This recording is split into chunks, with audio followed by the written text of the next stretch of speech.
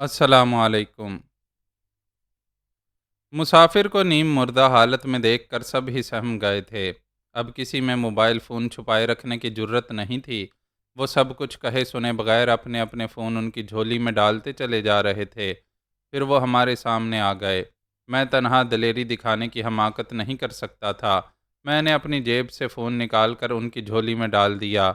एक गनमैन ने साजिदा से कहा, ए बुरका वाली, निकाल अपना फ़ोन।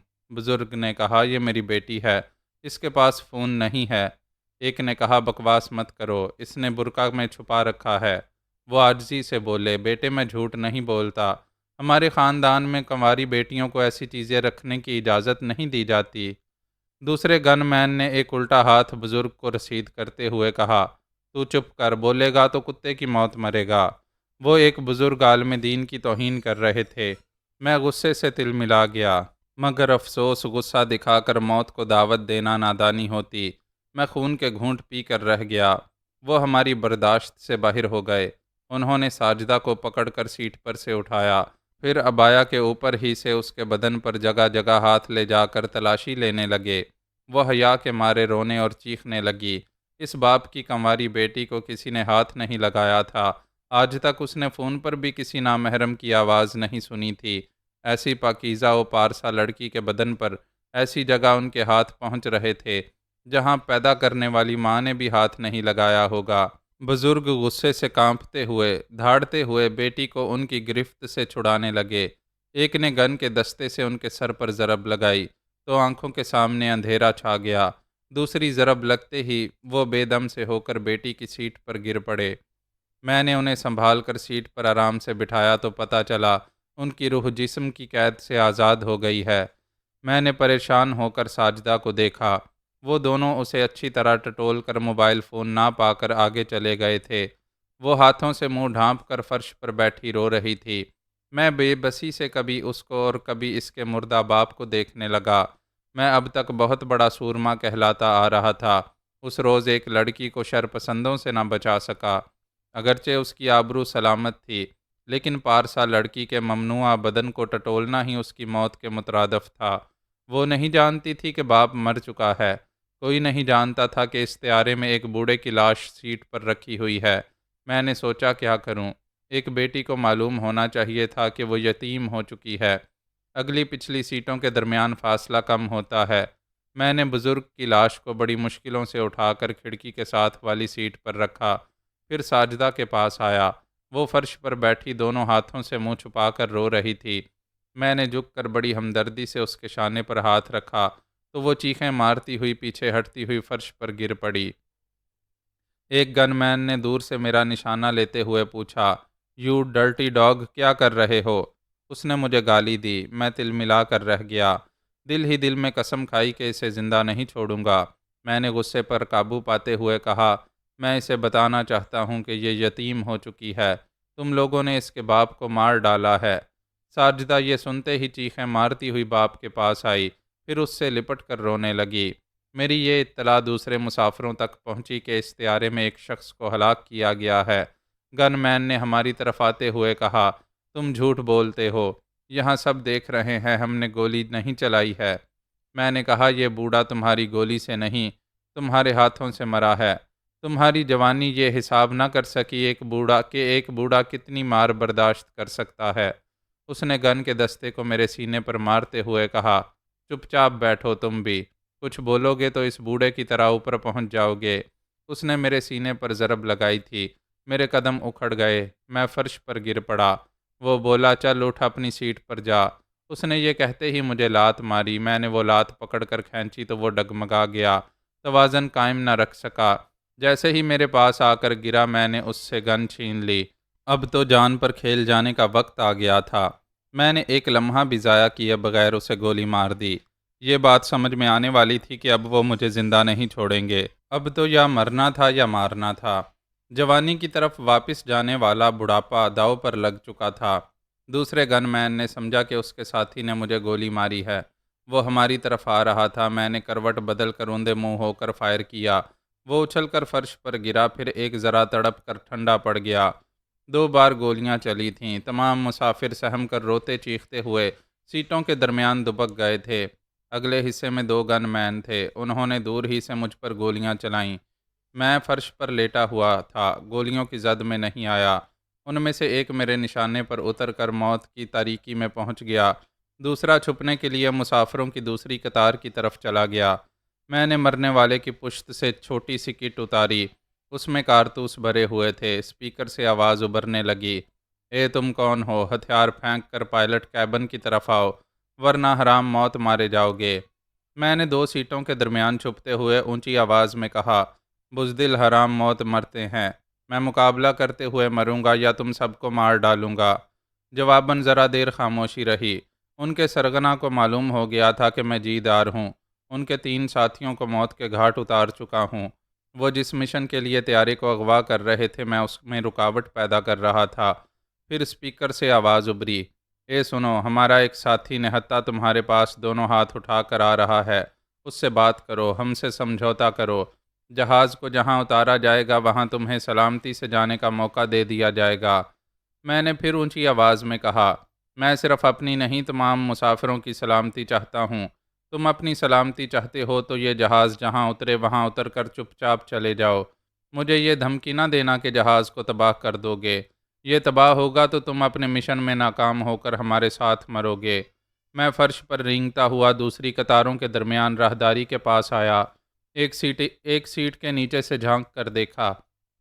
दूर अगले हिस्से की तरफ 2 गनमैन बड़े मोहतात अंदाज में घुटनों के बल झुके हुए थे और चारों हाथ पांव से रेंगते हुए सीटों के नीचे से झांक कर दूसरी कतार की तरफ देखते हुए मेरी तरफ आ रहे थे।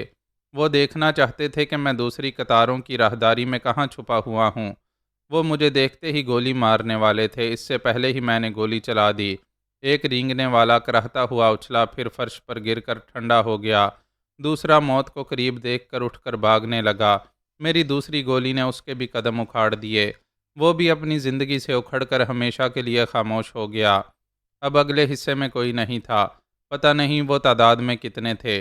उनमें से 5 ख़त्म हो चुके थे। ये कोई मामूली बात नहीं थी। एक तन्हा मुसाफिर ने 5 को ठिकाने लगाया था। ये साबित हो रहा था कि मैं अपनी ज़िंदगी दांव पर लगा चुका हूँ। मैंने बुलंद आवाज़ से कहा, तुम्हारे 5 गए, बोलो और कितने हैं? इन्हें यहाँ भेजो। स्पीकर से आवाज़ उभरी, तुम सीधी तरह काबू में नहीं आओगे। अब हम एक एक मुसाफिर को हर 1 मिनट के बाद गोली मारेंगे। हम मुसाफिरों से कहते हैं, अगर वो अपनी सलामती चाहते हैं तो इस बेवकूफ़ पागल शख्स को समझाएं कि वो हथियार फेंक दे या सब मिलकर इस पर चढ़ दौड़ें। वो गोली चलाएगा तो कोई एक आध मरेगा, बाकी को इस पागल से निजात मिलेगी। हम तुम्हारी सलामती की ज़मानत देते हैं, तुम सब जिंदा रहोगे। अगर इस पागल को पकड़कर हमारे हवाले नहीं करोगे तो एक एक करके मारे जाओगे। बोलने वाला चुप हो गया, इंतज़ार करने लगा। उसे यकीन था कि मुसाफिर अपनी सलामती के लिए मुझ पर धावा बोलेंगे। मैं जहाज़ के पिछले हिस्से में तमाम मुसाफिरों के पीछे था। वो सब सर घुमाकर सीटों के दरमियान से उठकर मेरी तरफ देख रहे थे। मैं फर्श पर बैठा हुआ था। मेरी गन का रुख उन सब की तरफ था। वो मुझे पकड़ने आते तो जो आगे होते वो मारे जाते, और किसी में इतनी जुर्रत नहीं थी कि वो आगे आता। एक मुसाफिर ने मुझे देखते हुए बड़ी बेबसी से कहा, हम क्या करें? तुम भी मारोगे, वो भी मारेंगे, हम किधर जाएं? मैंने कहा, जो जहाज़ अगवा करने वालों को, तुम्हें ख़तरात से दोचार करने वालों को मौत के घाट उतार रहा है, उसका साथ दो। उन्होंने एक दूसरे को देखा। एक ने कहा, ये हमारे लिए लड़ रहा है, इसे लड़ने दो। वो हम में से कितनों को गोली मार लेंगे। लो, पहले मैं इधर जाता हूँ। वो बोलता हुआ पायलट कैबिन की तरफ जाने लगा। ए कहाँ हो तुम लोग? मैं आ रहा हूँ, पहले मुझे गोली मारो। मैंने पिछली कतार की एक सीट के पीछे छुपकर अपनी गन सीधी कर ली। जो भी इस बूढ़े को हलाक करने आता, मैं उसे जिंदा न छोड़ता। जहाज़ में गहरी खामोशी छा गई। सब ही दम साधे इस बूढ़े की मौत का इंतज़ार कर रहे थे। किसी भी लम्हे में ठाई की आवाज़ के साथ गोली चलने वाली थी। एक और बूढ़े की लाश का इजाफा होने वाला था। सब ही के दिल धक धक कर रहे थे। घड़ी की टिक टिक के साथ वक्त गुजर रहा था और वो बूढ़ा पायलट कैबिन के पास जिंदा सलामत खड़ा था। इस तरह मालूम हुआ कि हाई जैकर्स की तादाद कम हो गई है। जितने भी बचे थे वो कैबिन के अंदर थे, अपने साथियों का अंजाम देख चुके थे। कोई दरवाज़ा खोलकर बाहर नहीं आ रहा था। फिर स्पीकर से आवाज़ उभरी, مجھے مخاطب کرتے ہوئے کہا گیا، ہیلو اجنبی، میں جہاز کا کیپٹن میکی راجر بول رہا ہوں۔ تمہاری دلیری ہمیں مہنگی پڑ رہی ہے۔ یہاں میرے ساتھ کو پائلٹ اور 2 ہوسٹس ہیں۔ ہم سب گن پوائنٹ پر ہیں۔ یہ لوگ فیصلہ کر چکے ہیں کہ جہاز کو اپنی مرضی کے مطابق اپنے مطلوبہ مقام تک نہ لے جا سکے تو ہمیں گولی مار دیں گے۔ تم سے التجا ہے ہمارے ساتھ ساتھ تمام مسافروں کی زندگیوں کو داؤ پر نہ لگاؤ۔ اس نے ایک ذرا توقف سے کہا، یہ کیبن ساؤنڈ پروف ہے، تم جواب دو گے تو ہمیں سنائی نہیں دے گا۔ ہائی جیکرز کے لیڈر کا نام موٹو ماٹوسی ہے، اس کی بات سنو۔ پھر اس کی آواز سنائی دی۔ وہ بول رہا تھا، 1 گھنٹے کے اندر اس جہاز کو ایک چھوٹے سے ایئرپورٹ پر اتارا جائے گا۔ وہاں میرے 200 مسلح وفادار اس جہاز کو گھیر لیں گے۔ جب تک تم ہتھیار پھینک کر خود کو ہمارے حوالے نہیں کرو گے، تب تک اس جہاز کا عملہ اور تمام مسافر یہاں قیدی بن کر رہیں گے، خواہ کتنے ہی دن گزر جائیں۔ یہاں سے باہر جانے کا راستہ نہیں کھلے گا۔ اگر کھلے گا تو باہر جانے والوں کو میرے وفادار گولیوں سے چھلنی کر دیں گے۔ میرا جواب اسے سنائی نہ دیتا، اس لیے میں چپ تھا۔ وہ بول رہا تھا، یہاں تمام مسافر بھوکے پیاسے مرتے رہیں گے، بے شک میں بھی اسی طرح مروں گا، لیکن تم سے زیادہ ضدی ہوں، حالات سے مجبور ہو کر گھٹنے نہیں ٹیکوں گا۔ وہ ذرا چپ ہوا، پھر بولا، ہاں ہمارے درمیان سمجھوتا ہو سکتا ہے۔ میں تمہاری دلیری سے متاثر ہوں، تم سے دوستی کر سکتا ہوں، اور دوستی کی شرط یہ ہے کہ ہتھیار پھینک کر میرے گلے لگ جاؤ۔ وہ سمجھ رہا تھا میں حالات سے مجبور ہو کر تمام مسافروں کی جان بچانے کے لیے دوستی کے فریب میں آ کر ہتھیار پھینک دوں گا۔ میں نے اس کے 5 وفاداروں کو موت کے گھاٹ اتارا تھا، وہ مجھے کبھی زندہ نہیں چھوڑے گا۔ تھوڑی دیر بعد اطلاع دی گئی کہ جہاز لینڈ کرنے والا ہے، تمام مسافر سیفٹی بیلٹ باندھ لیں۔ میں ایک کھڑکی کے پاس آ کر بیٹھ گیا، کیبن کا دروازہ بند تھا۔ میرا اندازہ تھا کہ ہائی جیکرز کا لیڈر موٹو ماٹوسی اپنے ایک یا 2 وفاداروں کے ساتھ کیبن میں ہے، اور یہ اچھی طرح سمجھ رہا ہے کہ ان میں سے کوئی بھی کیبن کا دروازہ کھولے گا تو دوسرے ساتھیوں کی طرح مارا جائے گا۔ مجھے اطمینان تھا، نہ کیبن کا دروازہ کھلے گا، نہ مجھے کوئی گولی مارنے آئے گا۔ میں کھڑکی کے باہر دیکھنے لگا۔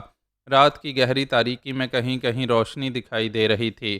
جہاز ایک رن وے پر اتر کر دھیمی رفتار سے چلتا ہوا ایک جگہ رک گیا۔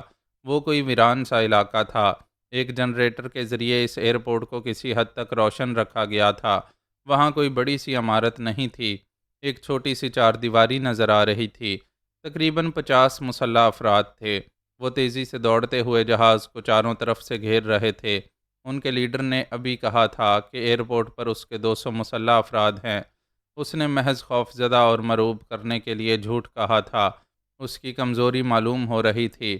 اس کے 50 سے زیادہ وفادار نہیں تھے، اور وہ خود پائلٹ کیبن میں قیدی بن کر رہ گیا تھا۔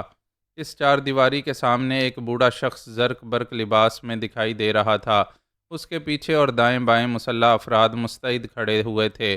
یقیناً وہ سب اس بوڑھے کے باڈی گارڈز تھے۔ وہی ان کا سرغنہ ہوگا۔ میں سمجھ رہا تھا کہ ان کا سرغنہ کیبن میں قید ہے، میرے سامنے مجبور ہو گیا ہے۔ میں اس سے اپنے مطالبات منوا لوں گا، لیکن اب مایوسی ہو رہی تھی۔ میری پوزیشن ذرا کمزور ہو گئی تھی۔ وہ بوڑھا فون کو کان سے لگائے باتیں کر رہا تھا اور غصے سے پاؤں پٹکتا ہوا ادھر سے ادھر ٹہل رہا تھا۔ اس کے جو آدمی کیبن میں قید ہو گئے تھے، وہ قید ہونے والے اسے فون کے ذریعے بتا چکے تھے کہ ایک مسافر نے ان کے 5 وفاداروں کو مار ڈالا ہے۔ باقی 2 وفادار کیبن میں چھپ کر رہنے کے باعث ابھی تک زندہ ہیں۔ یہ مجھے بعد میں معلوم ہوا کہ کیبن میں جو ہیں ان میں سے ایک موٹو ماٹوسی اس بوڑھے سرغنہ کا اکلوتا جوان بیٹا ہے۔ اس بوڑھے کا نام گوٹو ماٹوسی ہے، اور وہ اپنے بیٹے کی سلامتی کے لیے پریشان ہو رہا تھا۔ اس وقت غصے سے پاؤں پٹکتا ہوا کہہ رہا تھا کہ بیٹے کو کوئی نقصان نہیں پہنچنا چاہیے۔ جو مسافر ان سے دشمنی کر رہا ہے، اس سے کسی طرح سمجھوتا کرو، کسی بھی طرح بیٹے کو بخریت جہاز سے باہر آنا چاہیے۔ اسپیکر سے پھر آواز ابھری، اے اجنبی، میں موٹو ماٹوسی بول رہا ہوں۔ ابھی کیبن کا دروازہ کھول کر تم سے بات کروں گا۔ ایسے وقت پائلٹ اور کو پائلٹ ہمارے نشانے پر رہیں گے۔ تم ہم پر گولی چلاؤ گے تو ہم جہاز چلانے والوں کو زندہ نہیں چھوڑیں گے، مرتے مرتے بھی انہیں مار ڈالیں گے۔ میں اپنی جگہ سے اٹھ کر ایک پارٹیشن کے پیچھے آ گیا۔ ایک ایئر ہوسٹس نے دروازہ کھولا تو وہ سب کیبن کے اندر دکھائی دینے لگے۔ پائلٹ اور کو پائلٹ گھٹنے ٹیکے سر جھکائے فرش پر پڑے ہوئے تھے۔ موٹو ماٹوسی اپنے ماتحت کے ساتھ ان کے پیچھے تھا۔ انہوں نے جہاز چلانے والوں کو گن پوائنٹ پر رکھا تھا، ان کی انگلیاں ٹریگر پر تھیں۔ ایک ساتھ میں ٹریگر پر دباؤ پڑتے ہی گولیاں چل جاتیں۔ موٹو ماٹوسی نے دروازے کے باہر دیکھتے ہوئے کہا، ہم جانتے ہیں تم پارٹیشن کے پیچھے ہو، ہم سے سمجھوتا کرو، ہمیں باہر جانے دو، پھر تمہیں سلامتی سے جانے دیا جائے گا۔ میں نے کہا، میں صرف اپنی نہیں، ان تمام مسافروں کی سلامتی چاہتا ہوں۔ وہ بولا، ہم تمام مسافروں کو اس جہاز میں جانے دیں گے۔ جب جانے دو گے تو اغوا کیوں کیا تھا؟ ہم اس ملک کے حکمرانوں کو مجبور کرنا چاہتے تھے۔ یہ مطالبہ کرنے والے تھے کہ ہمارے وفاداروں کو جیل سے رہا کیا جائے گا، تب ہم جہاز کو یہاں سے جانے دیں گے، لیکن تم نے ہمارے اس مشن کو ناکام بنا دیا ہے۔ میں نے کہا، یہ بات سمجھ میں نہیں آئی کہ مشن ناکام کیسے ہو گیا جب کہ جہاز کو یہاں پر اتار چکے ہو۔ مجھ سمیت سینکڑوں مسافر مجبور اور بے بس ہیں۔ تم لوگوں نے جہاز کو چاروں طرف سے گھیر لیا ہے۔ تمہارا وہ سرگنا جو باہر کھڑا ہے وہ ناکام نہیں ہوا ہے۔ حکمرانوں سے اپنا مطالبہ منوا سکتا ہے۔ مطالبہ منوانے سے پہلے ہمارا اس جہاز سے باہر جانا ضروری ہے۔ میں نے پوچھا، کیوں ضروری ہے؟ جیسے تمہارے 5 آدمی مر گئے ویسے تم دونوں بھی مر جاؤ، تمہارے سرگنا کے لیے کوئی فرق نہیں پڑے گا۔ جب ہائی جیک کرنے کی اتنی بڑی واردات کی ہے تو واردات کی کامیابی کے لیے تم دونوں کی بھی قربانی دی جا سکتی ہے۔ سرگنا تمہاری سلامتی کیوں چاہتا ہے؟ وہ جواب دینے سے ہچکچا رہا تھا، پھر بولا، تم سوال جواب نہ کرو، مسافروں کی سلامتی چاہو، ہمیں یہاں سے جانے دو، پھر تم سب کو بھی جانے دیا جائے گا۔ مجھے نادان بچہ نہ سمجھو، تمہاری کوئی اہمیت ہے، اسی لیے سرگنا سلامتی سے تمہاری واپسی چاہتا ہے۔ تم یہاں سے باہر جاؤ گے تب ہی وہ حکمرانوں سے کہے گا کہ اس کا مطالبہ نہ مانا گیا، تو اس جہاز کو مسافروں سمیت تباہ کر دیا جائے گا۔ ابھی وہ سرگنا مجبور ہے۔ بائی دا وے، اس کا نام کیا ہے؟ اس نے کہا، گوٹو ماٹوسی ہے۔ میں نے مسکرا کر کہا، دونوں کے نام میں ٹوسی مشترک ہے، اور موٹوما اور گوٹوما ایک دوسرے سے ملتے جلتے ہم وزن نام ہیں۔ دونوں کے درمیان کوئی گہرا رشتہ ضرور ہے۔ وہ بولا، تم فضول باتوں میں وقت ضائع کر رہے ہو۔ میں نے پوچھا، کیا تم اس بوڑھے سرگنا کے بیٹے ہو؟ پلیز کام کی بات کرو۔ میں کام کی ہی بات کر رہا ہوں، گوٹو ماٹوسی کا بیٹا موٹو ماٹوسی، کیا یہ درست ہے؟ اس نے پریشان ہو کر اپنے فون پر نمبر پنچ کیے، پھر رابطہ ہونے پر اپنے باپ سے مقامی زبان میں کچھ بولنے لگا، پھر دوسری طرف سے جواب سن کر فون بند کر کے بولا، ہاں میں بیٹا ہوں، وہ باپ ہیں، میری سلامتی چاہتے ہیں، تم سمجھوتا کرو۔ میں نے ہنستے ہوئے کہا، اب معلوم ہوئی ہے باپ بیٹے کی کمزوری، تم یقیناً اکلوتے بیٹے ہو، باپ کے بڑھاپے کی لاٹھی ہو۔ وہ پارٹیشن کی طرف گور کر دیکھنے لگا۔ میں نے کہا، یہ دونوں جہاز چلانے والے ہمارے ناخدا ہیں، انہیں عزت سے کرسیوں پر بیٹھنے دو۔ وہ بولا، تم اپنی بات کرو، میں بات شروع کر رہا ہوں۔ پہلی بات یہی ہے، انہیں عزت دو۔ اس نے اور اس کے ماتحت نے بڑے محتاط انداز میں ان کے پیچھے رہ کر انہیں سیٹوں پر بٹھایا۔ میں نے کہا، اپنے باپ سے بولو، ہم تمہیں یہاں سے لے جائیں گے، جانی نقصان نہیں پہنچائیں گے، آگے جا کر کسی ملک کے ایئرپورٹ پر رہا کر دیں گے۔ وہ بولا، میں نادان بچہ نہیں ہوں، یہ جانتا ہوں دوسرے کسی بھی ملک کے ایئرپورٹ پر پولیس مجھے گرفتار کرنے کے لیے موجود رہے گی۔ اس نے پھر اپنے باپ سے فون پر رابطہ کیا، اس سے باتیں کی، پھر مجھ سے کہا، میرے ڈیڈ تم سے بات کرنا چاہتے ہیں۔ اس نے ایک ایئر ہوسٹس کو اپنا فون دیا، وہ اسے میرے پاس لے آئی۔ میں نے اسے کان سے لگا کر کہا، ہیلو مسٹر گوٹو ماٹوسی، سیدھی سی بات ہے، تم ہم پر بھروسہ نہیں کرو گے، ہم تم پر بھروسہ نہیں کریں گے۔ اکلوتا بیٹا تمہاری بہت بڑی کمزوری ہے۔ میں تمام مسافروں کی سلامتی کے بعد ہی تمہارے بیٹے کو یہاں سے جانے دوں گا۔ وہ بولا، تم میرے بیٹے کو کہیں بھی لے جا کر رہائی دو گے تو اسے گرفتار کر لیا جائے گا۔ میں قسم کھا کر کہتا ہوں، میرا بیٹا جیسے ہی باہر آئے گا میں تم سب کو یہاں سے جانے دوں گا، 1 منٹ کے لیے بھی نہیں روکوں گا۔ اس کے لہجے میں بیٹے کے لیے محبت اور تڑپ تھی۔ ایسے وقت ایک جیپ کار وہاں آ کر رکی۔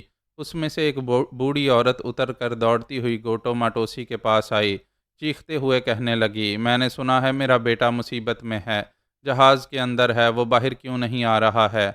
وہ اپنے شوہر کا بازو پکڑ کر جھنجھوڑنے لگی، اسے باہر نکالو، سنا ہے کوئی دشمن اسے مار ڈالنا چاہتا ہے، وہ ہمارے 5 آدمیوں کو مار چکا ہے۔ وہ اپنا بازو چھڑاتے ہوئے بولا، ذرا صبر کرو، میں اسی دشمن سے بات کر رہا ہوں۔ میں نے فون پر کہا، گوٹو ماٹوسی، میں ماں کو اس کے بیٹے کے پاس جانے دوں گا، اس کی ممتا کو سمجھ رہا ہوں، اور میں تمہاری چال بازی سمجھ رہا ہوں۔ ماں اپنے بیٹے کے پاس جائے گی تو تم اسے بھی قیدی بنا لو گے۔ خاتون نے یہ سنتے ہی تڑپ کر کہا، میں جاؤں گی، اپنے بیٹے کے پاس جاؤں گی۔ وہ دوڑتی ہوئی سیڑھیوں کے پاس جاتے ہوئے کہہ رہی تھی، دروازہ کھولو، میں آ رہی ہوں۔ گوٹو ماٹوسی نے فوراً ہی آگے بڑھ کر اسے پکڑ لیا، پھر اسے کھینچ کر سیڑھیوں سے دور لاتے ہوئے کہا، بیٹے کے لیے پاگل ہو کر جاؤ گی تو تم بھی واپس نہیں آؤ گی۔ ہاں، نہیں آؤں گی، وہاں بیٹے کے پاس تو رہوں گی، میرا بچہ وہاں اکیلا ہے۔ میں نے کیبن کے اندر دیکھتے ہوئے کہا، موٹو ماٹوسی، تمہاری ماں آئی ہے، تمہارے پاس آنے کے لیے، تمہاری رہائی کے لیے تڑپ رہی ہے۔ وہ پریشان ہو کر بولا، فار گاڈ سیک، کوئی سمجھوتا کرو، مجھے باہر جانے دو، نہیں تو میری ماما مر جائے گی۔ اس کا دل بہت کمزور ہے، اسے ایک بار ہارٹ اٹیک ہو چکا ہے۔ میں نے کہا، مجھے تمہاری ماں سے ہمدردی ہے، تم بھی ہمدردی سے سوچو کہ اس جہاز کے سینکڑوں مسافروں کی سینکڑوں مائیں گھر کی دہلیز پر ان کا انتظار کر رہی ہوں گی۔ وہ بولا، مجھے فون دو، میں ڈیڈ سے بات کروں گا۔ ایئر ہوسٹس نے فون لے کر اسے دیا۔ اس نے باپ سے رابطہ کر کے کہا، کوئی ایسا راستہ اختیار کیا جائے کہ جہاز کسی رکاوٹ کے بغیر چلا جائے اور میں تمہارے اور موم کے پاس سلامتی سے آ جاؤں۔ ایسی کیا تدبیر ہو سکتی تھی جس پر عمل کر کے سب ہی مطمئن ہوتے، وہ اپنے گھر اور ہم اپنے گھر چلے جاتے۔ میں نے تھوڑی دیر تک سوچتے رہنے کے بعد کہا، موٹو ماٹوسی، ایک ہی راستہ ہے، تم ہتھیار پھینکو، میں تمہیں گن پوائنٹ پر یہاں سے لے جاؤں گا، پھر جب تک یہ جہاز تمام مسافروں کو لے کر نہیں جائے گا تم میرے نشانے پر رہو گے۔ وہ بولا، یہ اچھی تدبیر ہے، میں ڈیڈ سے بات کرتا ہوں۔ وہ فون پر بولنے لگا۔ تمام مسافر میری اس تدبیر پر اعتراض کرنے لگے۔ ایک عورت نے کہا، اے رحمت کے فرشتے، تو کون ہے؟ ہماری سلامتی کی خاطر دشمنوں کے درمیان جائے گا، ہمارے جانے کے بعد وہ تجھے زندہ نہیں چھوڑیں گے۔ ایک مسافر نے کہا، ہم تمہیں باہر نہیں جانے دیں گے۔ دوسرے نے کہا، تم ہمارے ساتھ اسی جہاز میں رہو گے، ہم سب تمہارے ساتھ جئیں گے، تمہارے ساتھ مریں گے۔ ایک طرف سے آواز آئی، ہمارا ضمیر گوارا نہیں کرے گا، ہم جان بوجھ کر تمہیں موت کے منہ میں جانے نہیں دیں گے۔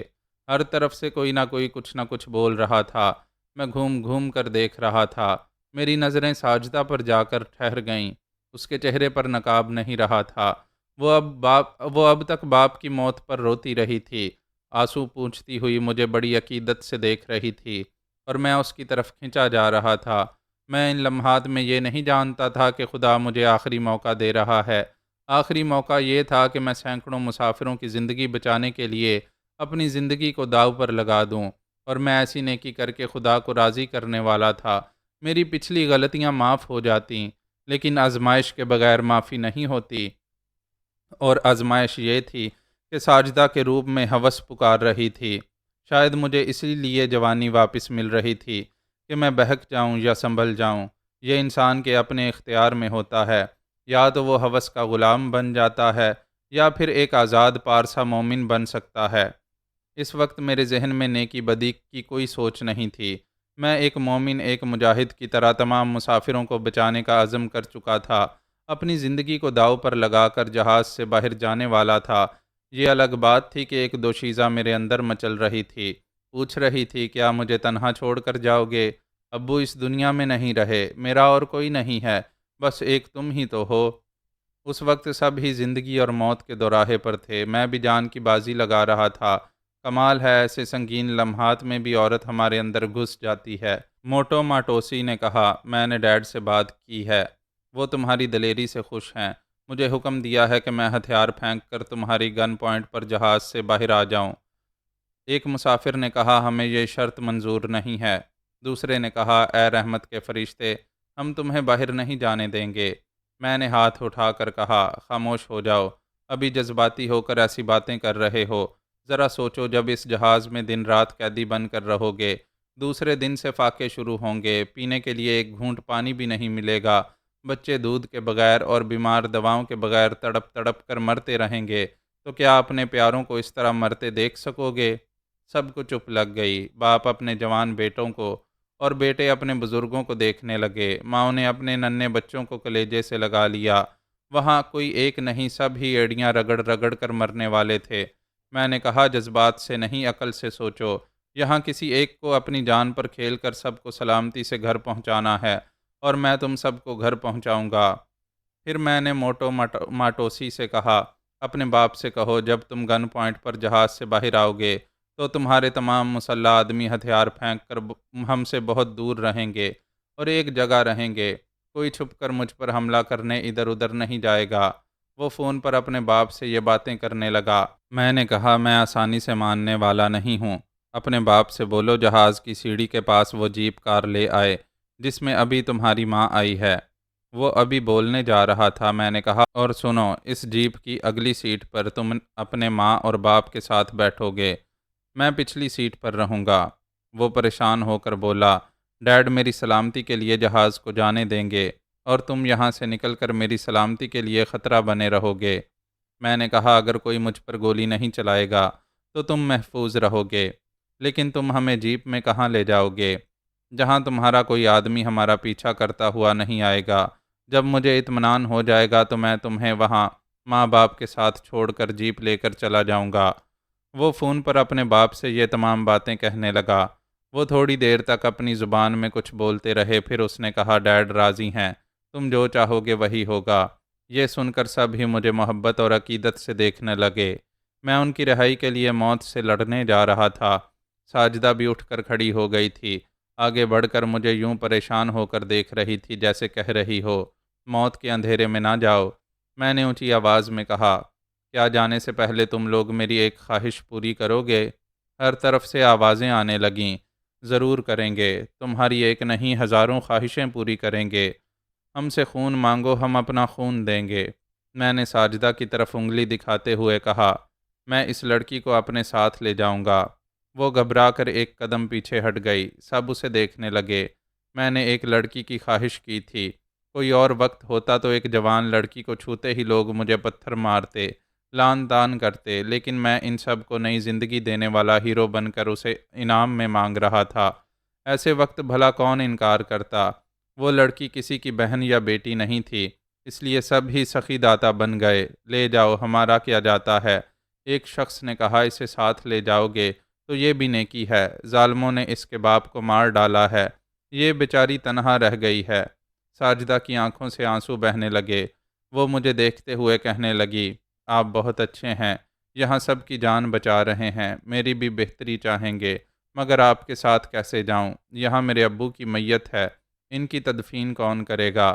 سب ہی کہنے لگے، ہم کریں گے، ہم کریں گے، اپنے گھر کا پتہ بتاؤ، ہم تمہارے ابو کو وہاں لے جا کر آخری رسومات ادا کریں گے۔ وہ بولی، میرا کوئی ٹھکانہ نہیں ہے، ابو مجھے ایک دوست کے گھر لے جا رہے تھے، مجھے ان کی بیوی اور بیٹی کے ساتھ رکھنا چاہتے تھے۔ میں نے کہا، میں تمہارا سہارا بنوں گا، میرے ساتھ چلو، یہ لوگ تمہارے ابو کی تدفین کر دیں گے۔ وہ پلٹ کر باپ کے پاس گئی، پھر اس سے لپٹ کر رونے لگی۔ میں نے ماٹوسی سے کہا، اپنے ہتھیار پھینک کر کیبن سے باہر آؤ۔ اس نے اور اس کے ماتحت نے اپنے ہتھیار وہیں فرش پر ڈال دیے اور کیبن سے باہر آ گئے۔ میں نے اس کے ماتحت سے کہا، تم آگے رہو، تمہارے پیچھے ماٹوسی رہے گا اور اس کے پیچھے میں چلوں گا۔ تم میں سے کوئی ذرا سی بھی چالاکی دکھائے گا تو اسی لمحے میں گولی چل جائے گی۔ وہ میرے حکم کے مطابق آگے پیچھے کھڑے ہو گئے۔ کو پائلٹ نے آ کر دروازے کو کھولا۔ ایک خاتون نے ساجدہ سے کہا، آؤ چلو، ہمارے مجاہد کے ساتھ چلو۔ وہ باپ سے لپٹ کر روتے ہوئے بولی، نہیں جاؤں گی، ابو کو چھوڑ کر کیسے جاؤں، کس دل سے جاؤں؟ ایک شخص نے کہا، باپ کی موت کا ماتم ضرور کرو، مگر صبر بھی کرو، تمہارا کوئی نہیں ہے، شکر کرو، ایک دلیر مجاہد تمہارا سہارا بن رہا ہے۔ دو عورتیں اسے سمجھا منا کر میرے پاس لے آئیں۔ میرے ایک ہاتھ میں ریوالور اور دوسرے ہاتھ میں شاٹ گن تھی۔ میں نے اسے ریوالور دیتے ہوئے پوچھا، کبھی گولی چلائی ہے؟ اس نے ہاں کے انداز میں سر ہلایا۔ مجھے حیرانی ہوئی، یہ اطمینان بھی ہوا کہ وہ موجودہ سنگین حالات میں کسی حد تک کام آئے گی۔ میں نے ماٹوسی سے کہا، آگے بڑھو، باہر چلو۔ وہ آگے بڑھے۔ میں ماٹوسی کو نشانے پر رکھ کر سیڑھیوں کے اوپری حصے میں آیا۔ اس کی ماں اسے دیکھتے ہی تڑپ کر آگے بڑھی۔ ماٹوسی نے اسے پکڑ کر کہا، رک جاؤ، ذرا صبر کرو، بیٹا تمہارے پاس ہی آ رہا ہے۔ ان کے پیچھے تقریباً 50 مسلح افراد کھڑے ہوئے تھے۔ موٹو ماٹوسی نے میرے حکم کے مطابق ان تمام مسلح ماتحتوں سے کہا، ہتھیار پھینک کر وہاں سے بہت دور چلے جاؤ، اور خبردار میری سلامتی کے لیے کوئی چالاکی نہ دکھانا، میں سلامت رہوں گا۔ وہ سب زمین پر ہتھیار پھینک کر وہاں سے دور چلے گئے۔ میں اس کے پیچھے سیڑھیوں سے اترتے ہوئے دائیں بائیں اور پیچھے کی طرف دیکھتا رہا۔ جہاز کے نیچے اور دوسری طرف کوئی نہیں تھا۔ ان سب کو اپنے سردار گوٹو ماٹوسی کے اکلوتے بیٹے کی زندگی عزیز تھی۔ وہ چالاکی سے مجھ پر حملہ کر کے موٹو ماٹوسی کے لیے کوئی خطرہ مول لینا نہیں چاہتے تھے۔ وہ سیڑھی سے اترا تو ماں آ کر اس سے لپٹ گئی، اپنی زبان میں کچھ کہتے ہوئے اسے چومنے لگی۔ ایک نہتہ شخص جیپ ڈرائیو کرتا ہوا وہاں آیا، پھر جیپ سے اتر کر دور چلا گیا۔ میں نے موٹو ماٹوسی سے کہا، اپنے ماں باپ کے ساتھ اگلی سیٹ پر جاؤ، تم جیپ ڈرائیو کرو گے۔ ان تینوں نے میرے حکم کی تعمیل کی۔ میں ساجدہ کے ساتھ پچھلی سیٹ پر آ گیا۔ وہ ریوالور تھامے بہت محتاط تھی۔ وہ تینوں ہمارے نشانے پر تھے۔ موٹو ماٹوسی جیپ کو جہاز سے بہت دور لے آیا۔ سیڑھیاں ہٹا دی گئیں۔ اندر سے تمام مسافر چیخ چیخ کر کہہ رہے تھے، مسٹر ان نون زندہ باد، زندہ باد اے مجاہد اعظم، تم سلامت رہو، 1000 برس زندہ باد۔ جہاز کا دروازہ بند ہو گیا، آوازیں گم ہو گئیں۔ تھوڑی دیر بعد جہاز نے حرکت کی، پھر رن وے پر دوڑتا ہوا فضا میں بلند ہو کر رات کی تاریکی میں گم ہو گیا۔ میں اور ساجدہ دشمنوں کے درمیان تنہا رہ گئے۔ میری خود غرضی اس لڑکی کو اس ویرانے میں دشمن حالات سے دوچار کرنے لے آئی تھی۔ میں اپنے ضمیر کو سمجھا رہا تھا کہ اس کا محافظ بن کر رہوں گا، اس پر ایک ذرا آنچ نہیں آنے دوں گا۔ میں نے موٹو ماٹوسی سے کہا، جو راستہ کسی بڑے شہر کی طرف جاتا ہے اس پر چلو، اور بتاؤ ہم کس ملک میں ہیں اور ابھی کس شہر کی طرف جا رہے ہیں۔ اس نے جیپ کو سٹارٹ کر کے آگے بڑھاتے ہوئے کہا، ہم 4 گھنٹے بعد بن غازی پہنچیں گے۔ جیپ آگے بڑھ کر ایک پختہ سڑک پر آ گئی۔ ان کے تمام وفادار پیچھے رہ گئے تھے۔ میں دیکھ رہا تھا، ہمارے دور ہوتے ہی انہوں نے اپنے ہتھیاروں کے پاس آ کر انہیں زمین پر سے اٹھا لیا تھا۔ انہیں تاکید کی گئی تھی کہ ہمارے پیچھے نہ آئیں۔ وہ اسلحہ اٹھائے چپ چاپ کھڑے تھے۔ ہم بہت دور ہوتے جا رہے تھے۔ پھر ایک موڑ پر جیپ دوسری سمت جانے لگی تو وہ سب نظروں سے اوجھل ہو گئے۔ میرے اعصاب تن گئے۔ میں نادیدہ حملہ آوروں کی زد میں تھا۔ ہمارے سامنے صرف ہیڈ لائٹس کی روشنی تھی، باقی دائیں بائیں اور پیچھے گہری تاریکی تھی۔ اس پر اسرار ہیبت ناک تاریکی میں کسی وقت بھی کچھ بھی ہو سکتا تھا۔ تمام چینلز اور ریڈیو کے ذریعے جہاز کے ہائی جیک ہونے کی خبر پھیل گئی۔ یعقوب اپنی بیوی اور ہونے والی بچی کو واپس لانے کے سلسلے میں پر امید تھا۔ پورے یقین اور جذبے سے میرا انتظار کر رہا تھا۔ وہ جانتا تھا کہ پاپا آتے ہی اس کی ماما ہوا ہو جائیں گی، بہو کو ایک بد دماغ ساس سے نجات مل جائے گی۔ لیکن طیارے کے اغوا ہونے کی خبر سنتے ہی وہ جھاگ کی طرح بیٹھ گیا، پریشان ہو کر ٹی وی سکرین کو تکنے لگا۔ پہلے تو یہ خبر سنائی گئی کہ موریشیس سے روانہ ہو کر میونخ پہنچنے والے ہوائی جہاز کو ہائی جیک کیا گیا ہے۔ اس جہاز میں 220 مسافروں کو یرغمال بنایا گیا ہے۔ پھر بتایا گیا کہ وہ ہائی جیکرز لیبیا کے باغی ہیں۔ اپنے مطالبات منوانے کے لیے اس جہاز کو ایک خود ساختہ ایئرپورٹ کے رن وے پر اتاریں گے۔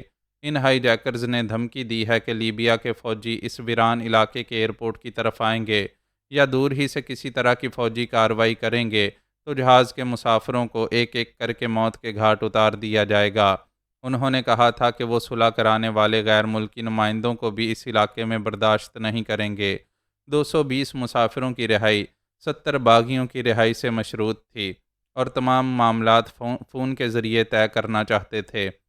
یعقوب ٹی وی سکرین پر خبریں سن رہا تھا اور میری سلامتی کی دعائیں مانگ رہا تھا۔ پھر بتایا گیا کہ جہاز کے پائلٹ اور ہائی جیکرز کے لیڈر موٹو ماٹوسی سے رابطہ منقطع ہو گیا ہے۔ باغیوں کے لیڈر گوٹو ماٹوسی سے رابطہ کیا جا رہا ہے۔ سکرین پر گوٹو ماٹوسی کی تصویر دکھائی جا رہی تھی۔ وہ کہہ رہا تھا کہ جہاز میں ایک پاگل مسافر ہے، وہ تنہا میں ہمارے وفاداروں سے لڑ رہا ہے، اس نے ہمارے 5 وفاداروں کو مار ڈالا ہے۔ یہ سنتے ہی یعقوب بڑے فخر سے اچھل پڑا، ہپ ہپ ہرے، یہ میرے پاپا ہیں، ایسی دلیری کوئی دکھا ہی نہیں سکتا۔ گوٹو ماٹوسی کہہ رہا تھا، اگرچہ وہ ہمیں نقصان پہنچا رہا ہے، اس کے باوجود پائلٹ اور کو پائلٹ میرے بیٹے کے نشانے پر ہیں۔ جہاز ہمارے قبضے میں ہے، ہم وارننگ دیتے ہیں، اگر کوئی جہاز یا ہیلی کاپٹر اس علاقے سے گزرے گا تو ہم ہائی جیک ہونے والے جہاز کو تباہ کر دیں گے۔ جہاز کی تباہی کے ساتھ میری موت بھی تھی۔ یعقوب ٹھنڈا پڑ گیا، پھر جھاگ کی طرح بیٹھ گیا۔ ٹی وی سے خبریں سنائی جا رہی تھیں کہ باغیوں کی طرف سے خاموشی ہے۔ یہ نہیں بتایا جا رہا ہے کہ جہاز کے اندر کیا ہو رہا ہے، وہ کب زمین پر اترنے والا ہے۔ تقریباً آدھی سے زیادہ دنیا ٹی وی کے سامنے بیٹھی ہوئی تھی۔ سب ہی تجسس میں تھے کہ کیا ہونے والا ہے۔ 220 مسافروں کے خاندان بری طرح ٹینشن میں تھے۔ سب ہی کہہ رہے تھے کہ جس شخص نے جہاز کے اندر 5 باغیوں کو موت کے گھاٹ اتارا ہے وہ واقعی پاگل ہے۔ اس نے خام خواہ ہیرو بننے کے لیے تمام مسافروں کی زندگی خطرے میں ڈال دی ہے۔ باغی کسی کو زندہ نہیں چھوڑیں گے۔ وہ اپنے مشن میں ناکام ہوتے ہی جہاز کو تباہ کر دیں گے۔ پوری دنیا کے نیوز چینلز کو لوگ فون کر رہے تھے اور میرے خلاف بول رہے تھے۔ یعقوب مجبور ہو کر میرے خلاف خبریں سن رہا تھا۔ لوگ پوچھ رہے تھے کہ وہ پاگل شخص کون ہے۔ پھر باغیوں کے لیڈر گوٹو ماٹوسی سے فون پر رابطہ کیا گیا۔ اس سے پوچھا گیا کہ وہ جنونی قاتل کون ہے۔ اس کا نام معلوم ہوگا تو کمپیوٹر کے ذریعے صرف اس کا نام ہی نہیں، پتہ ٹھکانہ بھی معلوم ہو جائے گا۔ گوٹو ماٹوسی نے کہا اس نے اپنا نام نہیں بتایا ہے۔ ہم سب اسے مسٹر ان نون کہہ رہے ہیں۔ ابھی میں کسی چینل سے بات نہیں کر سکوں گا، بہت مصروف ہوں۔ اس نے رابطہ ختم کر دیا۔ یعقوب نے ایک جانثار سے فون پر کہا، کیا تم لوگ موجودہ حالات میں بھی پاپا سے ناراض رہو گے؟ کیا میں اپنی بیوی اور ہونے والی بچی کی سلامتی کے لیے اپنی یہودی ماں کے سامنے گھٹنے ٹیک دوں؟ اس نے کہا ہم کبھی نہیں چاہیں گے کہ آپ کی وائف کو وہاں نماز پڑھنے سے روکا جائے، پھر ان کو اور آپ کی ہونے والی بچی کو آئندہ یہودی بنایا جائے۔ آپ انتظار کریں، ہم انہیں وہاں سے نکال لائیں گے۔ یعقوب نے پوچھا اور پاپا؟ فی الحال ان کے لیے صبر کریں، دیکھیں کہ وہ کس راہ پر چل رہے ہیں اور کہاں پہنچنے والے ہیں۔ ہمارا ایمان ہے وہ اللہ تعالیٰ کی طرف سے آزمائشوں میں مبتلا ہیں۔ ہم ان کے معاملے میں اور کچھ نہیں کہیں گے۔ اس نے رابطہ ختم کر دیا۔ یعقوب نے جھنجھلا کر فون کو صوفے پر پھینک دیا۔ وہ میرے خلاف کچھ سننا نہیں چاہتا تھا، جبکہ ساری دنیا نیوز چینلز کے ذریعے مجھے غصہ دکھا رہی تھی۔ وہ کسی کا منہ بند نہیں کر سکتا تھا۔ اب یہ سوچ کر پریشان ہو رہا تھا کہ جہاز میں میری اصلیت ظاہر ہو جائے گی کہ میں 3S ہوں تو میرا انجام کیا ہوگا؟ یہی ہوگا کہ دنیا جہان کے دشمن مجھے اس جہاز سے زندہ نکلنے نہیں دیں گے۔ میرے بیٹے کو یوں لگ رہا تھا کہ میرا آخری وقت آ چکا ہے۔ پھر یکلخت وہ خوشی سے کھل گیا۔ خبر سنائی جا رہی تھی کہ جسے پاگل جنونی قاتل کہا جا رہا تھا، اس نے اچانک بازی پلٹ دی ہے۔ باغیوں کے لیڈر کو، اس کی بیوی اور بیٹے کو اپنے چنگل میں لے کر جہاز کو اور مسافروں کو ان کے شکنجے سے نکال دیا ہے۔ یعقوب نے بڑے فخر سے کہا، لو یو پاپا، آپ نے جانثاروں کے بغیر تنہا ایسا کارنامہ انجام دیا ہے۔ آپ سے بدظن ہونے والے جانثار شرمندہ ہو رہے ہوں گے۔ خبروں میں کہا جا رہا تھا کہ اس اجنبی نے اب تک اپنا نام نہیں بتایا۔ جہاز میں اس کی سیٹ نمبر کے ذریعے اس کا نام اور پتہ معلوم کیا جا رہا ہے۔ نیوز کے تجزیہ نگار کہہ رہے تھے کہ وہ اجنبی مجاہد تمام مسافروں کو رہائی دلانے کے لیے باغی لیڈر کے بیٹے کے ساتھ جہاز سے باہر گیا ہے۔ اس نے مسافروں کی سلامتی اور رہائی کے لیے خود کو دشمنوں کے درمیان پہنچا دیا ہے۔ اگر ایسا نہ کرتا تو کسی کو رہائی نصیب نہ ہوتی۔ تھوڑی دیر بعد ہی یہ خوشخبری سنائی گئی کہ جہاز تمام مسافروں کو لے کر وہاں سے پرواز کر چکا ہے اور آدھے گھنٹے میں طرابلس کے ایئرپورٹ پر پہنچنے والا ہے۔ یہ بھی بتایا جا رہا تھا کہ وہ اجنبی مجاہد اپنے ساتھ ایک جوان لڑکی کو جہاز سے باہر لے گیا ہے۔ اس لڑکی کے باپ کو باغیوں نے مار ڈالا تھا۔ یہ عجیب سی بات تھی، جب وہ اجنبی یہ اچھی طرح جانتا تھا کہ وہ 5 باغیوں کا قاتل ہے۔ جہاز کے باہر تمام باغی اسے زندہ نہیں چھوڑیں گے۔ یہ جانتے ہوئے بھی وہ ایک لڑکی کو ساتھ لے گیا ہے۔ کیوں لے گیا ہے؟ طرح طرح کی کیا سرائیاں ہو رہی تھیں۔ شاید اس لیے لے گیا ہے کہ وہ باپ کی ہلاکت کے بعد تنہا رہ گئی تھی۔ یہ پوچھا جا رہا تھا کہ خطرات سے کھیلنے کے لیے اس تنہا لڑکی کو جہاز سے باہر لے جانا کون سی دانش مندی ہے۔ پھر پائلٹ اور مسافروں کا بیان سامنے آیا۔ انہوں نے کہا کہ وہ اجنبی مجاہد باغی لیڈر کو اور اس کی بیوی اور بیٹے کو گن پوائنٹ پر تمام مسلح باغیوں سے میلوں دور لے جانے کے پلاننگ کر چکا تھا۔ اس کی جان کو کوئی خطرہ نہیں تھا، اس لیے لڑکی کو ساتھ لے گیا ہے۔ یہ رائے قائم کی گئی کہ وہ مجاہد اور وہ لڑکی ایک دوسرے کو چاہتے تھے۔ لڑکی راضی خوشی اس کے ساتھ گئی ہے۔ مسافروں نے کہا ان کے درمیان عشق و محبت والی کوئی بات ہو ہی نہیں سکتی، کیونکہ وہ اجنبی بہت عمر رسیدہ تھا، تقریباً 60 برس کا ہوگا اور لڑکی 20-22 برس کی ہوگی۔ کسی نے پوچھا وہ بوڑھا اسے کیوں لے گیا ہے؟ کسی نے جواب دیا کہ آدمی 60 برس کی عمر میں سٹھیا جاتا ہے، وہ اجنبی سٹھیا کر اسے لے گیا ہے۔ یعقوب بریکنگ نیوز پڑھ رہا تھا، تجزیہ نگاروں کی باتیں سن رہا تھا۔ لوگ فون کے ذریعے یہی کہہ رہے تھے کہ وہ بوڑھا بڑا ہی دلیر اور جاں باز ہے، لیکن عیاش ہے، بہت بڑا کارنامہ انجام دے کر ایک لڑکی کو انعام کے طور پر لے گیا ہے۔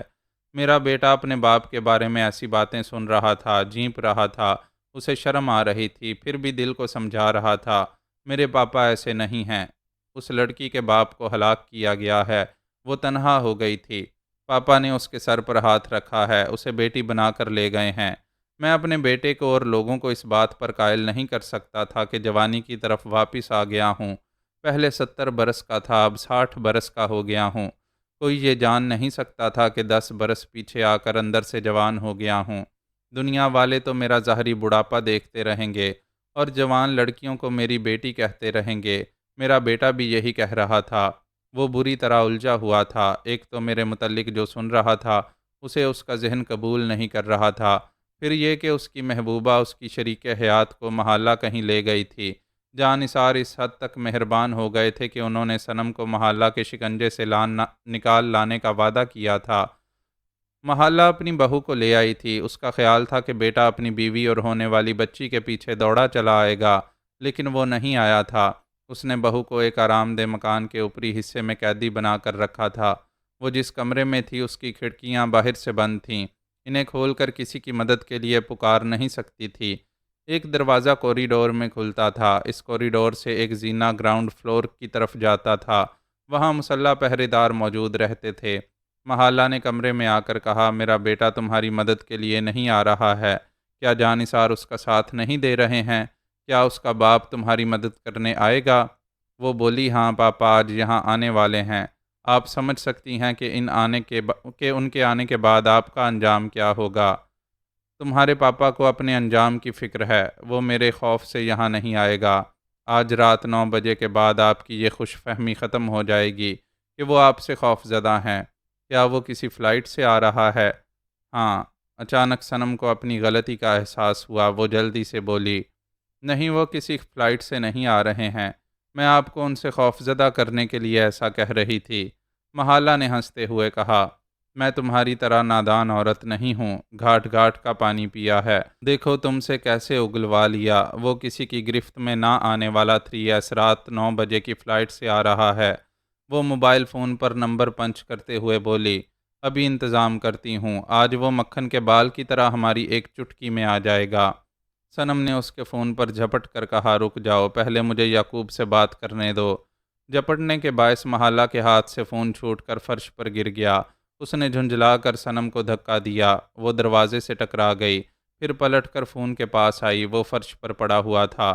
دونوں اسے اٹھانے کے لیے جھکیں تو ایک دوسرے سے ٹکرا گئیں، دونوں ہی فرش پر گر پڑیں۔ محالہ نے فوراً ہی اٹھ کر اس فون کو وہاں سے اٹھا لیا۔ صنم کا پیٹ پھولا ہوا تھا، وہ تکلیف سے کراہتے ہوئے اٹھتے ہوئے بولی، کسی کو فون نہ کرو، پہلے مجھے یعقوب سے بات کرنے دو۔ وہ اٹھنے ہی والی تھی، محالہ نے اس کے پیٹ پر زور کی لات ماری، وہ تکلیف کی شدت سے چیختی ہوئی فرش پر گر کر تڑپنے لگی۔ اس نے دوسری بار پھر اسی جگہ ٹھوکر ماری، اس کے حلق سے چیخیں نکلنے لگیں، وہ ایسے چیخنے لگی جیسے اسے ذبح کیا جا رہا ہو۔ محالہ نے دیدے پھاڑ کر دیکھا، وہ جہاں تڑپ رہی تھی وہاں فرش پر خون پھیل رہا تھا۔ 7 ماہ کی بچی کو دنیا میں آنے سے پہلے ہی ایسی ٹھوکریں لگی تھیں کہ وہ خون تھوکنے لگی تھی۔ محالہ نے فوراً ہی اس کا نچلا لباس اتار دیا، گاڑھا لہو ایسے نکل رہا تھا جیسے گوشت کا لوتھڑا ٹکڑے ٹکڑے ہو گیا ہو۔ مسلح افراد چیخیں سن کر سیڑھیاں چڑھتے ہوئے اوپر آ رہے تھے۔ محالہ نے کمرے سے باہر آتے ہوئے کہا، یہ شاید نہیں بچے گی، اسے مرنے دو، نیچے چلو۔ وہ فون پر نمبر پنچ کرتے ہوئے سیڑھیاں اتر رہی تھی، کمرے سے چیخیں تڑپ تڑپ کر باہر آ رہی تھیں اور وہ چیخیں رفتہ رفتہ دم توڑ رہی تھیں۔ محالہ نے فون کو کان سے لگا کر اوپر کمرے کی طرف دیکھا، پھر میسونی تنظیم کے سربراہ ہوف مین سے کہا، باس ایک زبردست اطلاع ہے، آج رات 9 بجے جو بھی فلائٹ یہاں آ رہی ہے اس میں 3S ہوگا، ہوف مین جہاں بیٹھا ہوا تھا وہاں سے اچھل پڑا۔ کیا سچ کہہ رہی ہو؟ تمہیں کہاں سے انفارمیشن ملی ہے؟ آپ جانتے ہیں میں اس کی بہو کو اغوا کر کے لے آئی ہوں۔ اس نے نادانی میں یہ راز میرے سامنے اگل دیا ہے کہ 3S اس کی مدد کرنے رات 9 بجے کی فلائٹ سے آ رہا ہے۔ او گاڈ، میں ابھی ٹی وی کے سامنے ہوں۔ یہ خبر سنائی جا رہی ہے کہ موریشس سے روانہ ہو کر میونخ پہنچنے والے ایک جہاز کو ہائی جیک کیا گیا ہے۔ پھر تھوڑی ہی دیر بعد یہ چونکا دینے والی خبر سنائی گئی ہے کہ ایک مسافر نے 5 ہائی جیکرز کو موت کے گھاٹ اتار دیا ہے۔ اس نے اپنی ران پر ہاتھ مارتے ہوئے کہا، میں قسم کھا کر کہہ سکتا ہوں کہ تنہا ہائی جیکرز سے لڑنے والا اور انہیں مار ڈالنے والا وہ شیطان 3S ہی ہے۔ یقیناً وہی جہاز رات 9 بجے میونخ پہنچنے والا تھا۔ اب دیکھنا یہ ہے کہ ہوتا کیا ہے۔ محالہ نے کہا، اگرچہ وہ سر کا درد ہے مگر میرا مرد ہے، میں اس کی رگ رگ کو پہچانتی ہوں۔ وہ کسی زبردست پلاننگ کے مطابق ہائی جیکرز سے لڑ رہا ہے۔ اس نے سر اٹھا کر اوپر کمرے کی طرف دیکھا۔ وہ خاموش تھی، شاید خاموشی سے تڑپ رہی تھی۔ منہ سے آواز نکالنے کی سکت نہیں رہی تھی۔ کوئی اسے پوچھنے والا نہیں تھا۔ وہ آہستہ آہستہ موت کی تاریکی میں گم ہو رہی تھی۔ محالہ نے پریشان ہو کر کہا، باس، میں نے اس کی بہو کو مار ڈالا ہے۔ پتہ نہیں وہ کہاں سے آ پہنچے گا۔ میں ابھی اس شہر سے نکل جاؤں گی۔ ایسی غلطی نہ کرنا، ایک مدت کے بعد وہ ہماری نظروں میں آنے والا ہے۔ ہم اسے دیکھتے ہی گولی مار دیں گے۔ ہائی جیکرز سے لڑ رہا ہے، آخر اس جہاز کو میونخ ضرور لائے گا۔ تمہارے جتنے بھی وفادار وہاں ہیں ان سے کہو وہ ایئرپورٹ کے اندر اور باہر چھپ کر رہیں۔ پھر جیسے ہی وہ نظروں میں آئے، وہ بولتے بولتے رک گیا۔ سامنے اسکرین پر خبر سنائی جا رہی تھی کہ وہ اجنبی مجاہد باغیوں پر حاوی ہو گیا ہے۔ اس نے ان کے سردار کو، اس کی بیوی اور اکلوتے بیٹے کو گن پوائنٹ پر رکھ کر 220 مسافروں کو رہائی دلائی ہے۔ وہ جہاز وہاں سے پرواز کر چکا ہے اور آدھے گھنٹے میں طرابلس پہنچنے والا ہے۔ ادھر محالہ ٹی وی آن کر کے وہی خبریں سن رہی تھی۔ ہوف مین فون پر کہہ رہا تھا، بائی گاڈ، یہ 3S شیطان کا بھی باپ ہے۔ یقین نہیں آ رہا ہے اس نے کس طرح تمام باغیوں کو زیر کیا اور جہاز کو ان کے چنگل سے نکال کر 220 مسافروں کو زندہ سلامت طرابلس پہنچا رہا ہے۔ محالہ نے کہا، نیوز سنو، وہ کہہ رہے ہیں کہ وہ ایک جوان لڑکی کے ساتھ اس ویران علاقے میں رہ گیا ہے اور باغیوں کے لیڈر کو اس کی بیوی اور بیٹے سمیت کہیں لے جا رہا ہے۔ میں ابھی معلوم کرتا ہوں لیبیا میں وہ ویران مقام کہاں ہے۔ 3S انہیں یرغمال بنا کر کسی انسانی آبادی کی طرف جائے گا۔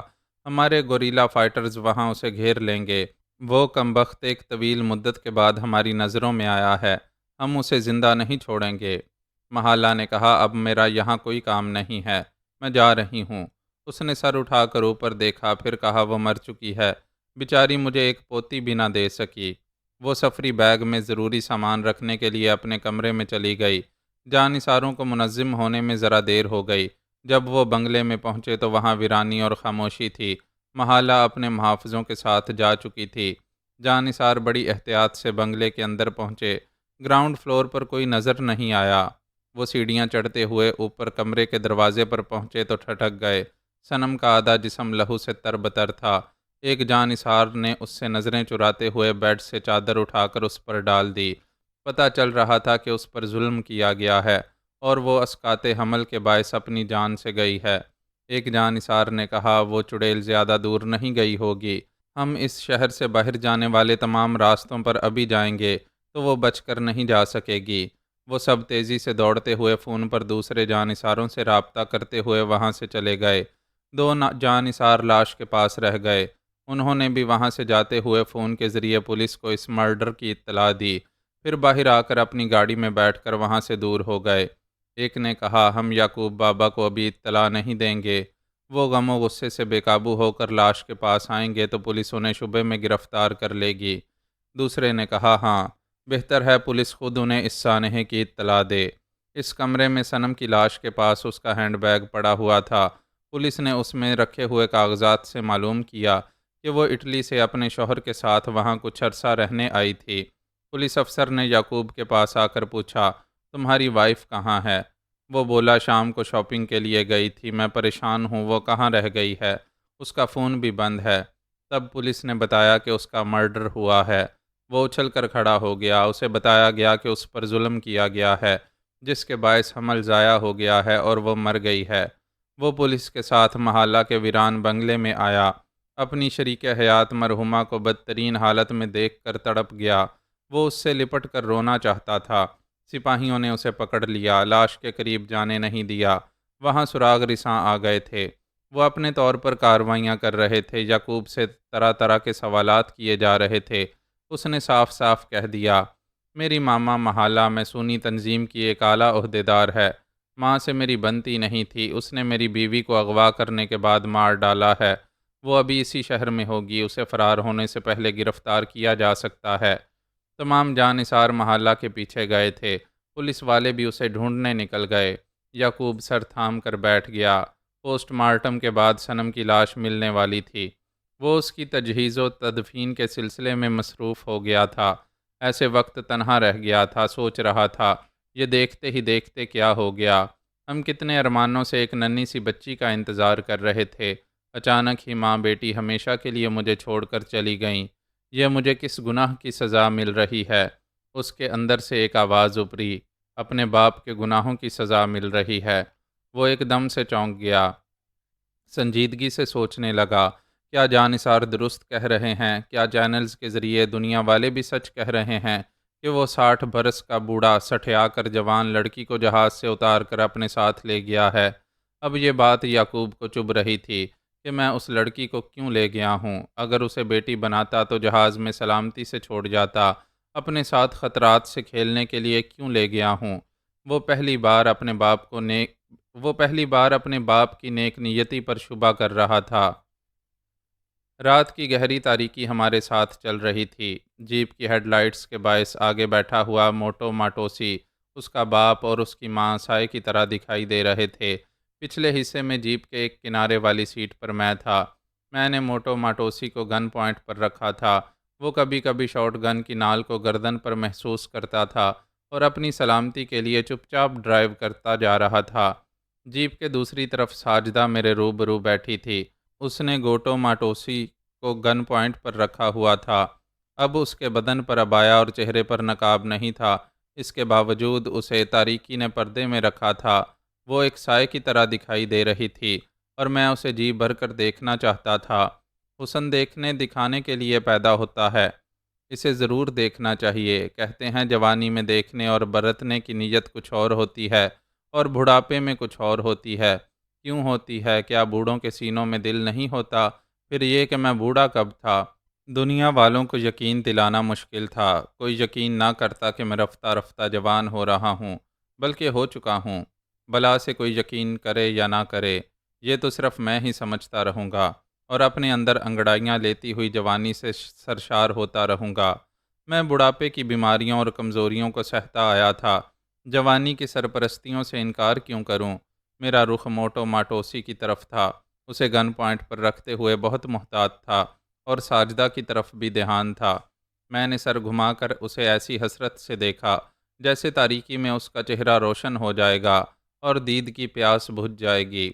سوچ لینے سے ایسا نہیں ہو جاتا، اور جب ایسا نہیں ہوتا تو بے چینی بڑھ جاتی ہے۔ میں نے بے چین ہو کر سوچا، کب ہمیں تنہائی نصیب ہوگی؟ سامنے بیٹھی ہوئی 3 رکاوٹیں کب دور ہوں گی؟ میں نے وقت کا اندازہ کیا۔ تقریباً 1 گھنٹے سے جیپ دوڑتی جا رہی تھی۔ ہم تمام مسلح باغیوں سے 30 یا 40 میل دور چلے آئے تھے۔ یہ اندازہ تھا کہ وہ اپنی گاڑیوں میں دوسرے شارٹ کٹ کچے راستوں سے آ رہے ہوں گے۔ ایسا ہو سکتا تھا وہ تاریکی میں جیپ کی پچھلی سیٹ پر فائر کرتے تو ہم مارے جاتے۔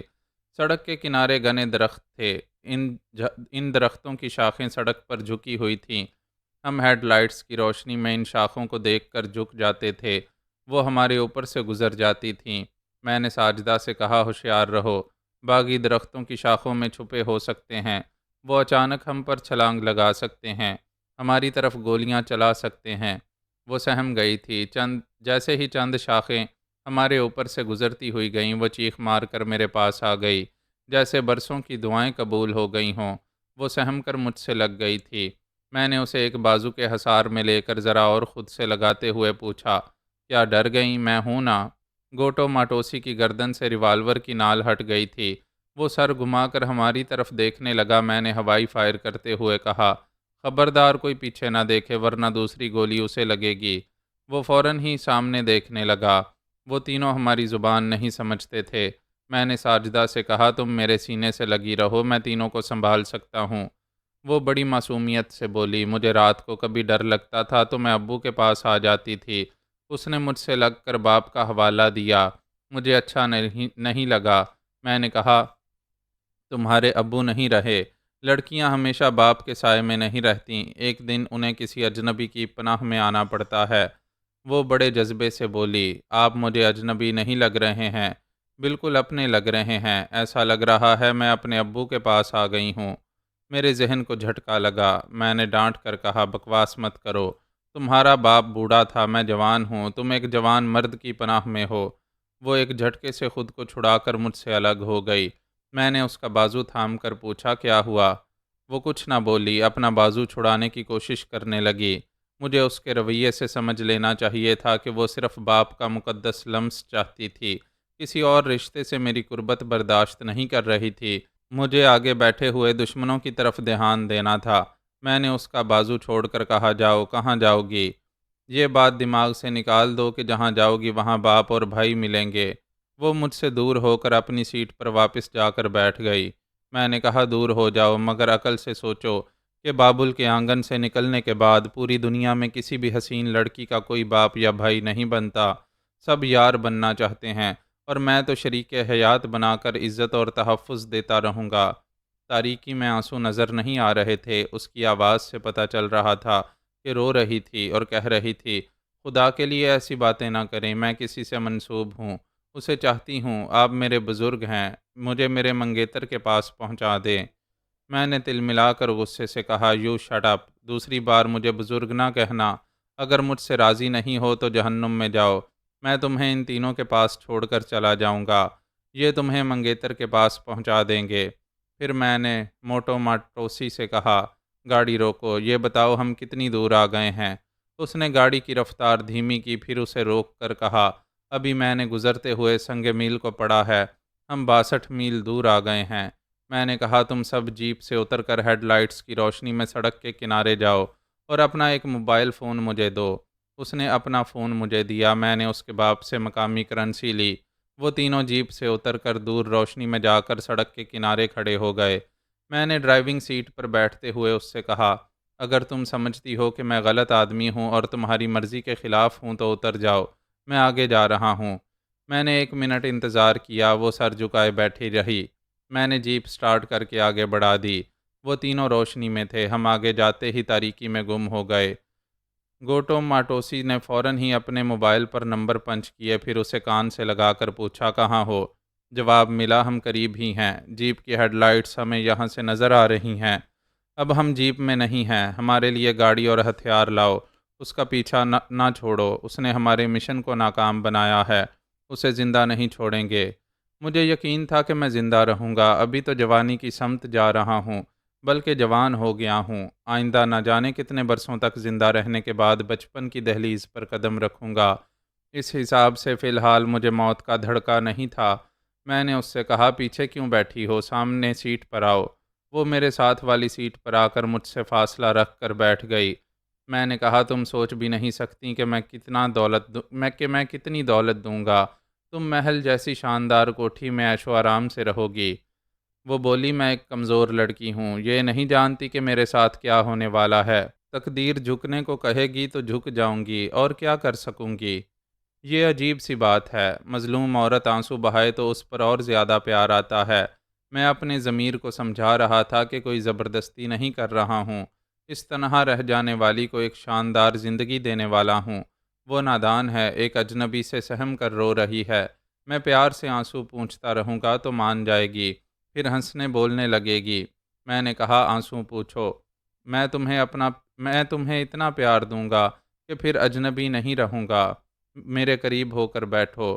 وہ اپنے آنسو پونچھتے ہوئے بولی میں تقدیر کے آگے جھک رہی ہوں، آپ ایک وعدہ کریں۔ ایک نہیں 10 وعدے کروں گا اور انہیں پورا کروں گا، بولو کیا چاہتی ہو؟ ہمارے گھرانے میں بچپن سے یہ تعلیم دی جاتی ہے کہ حیا عورت کا گہنا ہے، اسے کبھی گہن نہ لگنے دینا۔ مجھ پر کبھی کسی مرد کا سایہ نہیں پڑا۔ اگر کبھی ایسا ہوا تو میں شرم سے مر جاؤں گی۔ آپ وعدہ کریں۔ وہ ذرا رک کر بولی، مجھ سے نکاح پڑھائیں گے، اس سے پہلے ہاتھ نہیں لگائیں گے۔ پہلے میں بھی دینی احکامات کا پابند تھا، لیکن نائٹ کلب میں جانے کے بعد نکاح کی پابندی غیر ضروری ہو گئی تھی۔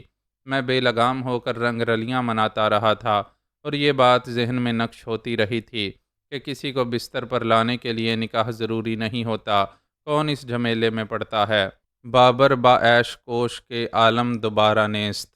جس قدر عیش کر سکتے ہو کرو، یہ زندگی، یہ جوانی دوبارہ نہیں آئے گی۔ میں نے کہا، تم فضول سی بات کہہ رہی ہو، اس ویرانے میں کون ہمارا نکاح پڑھائے گا؟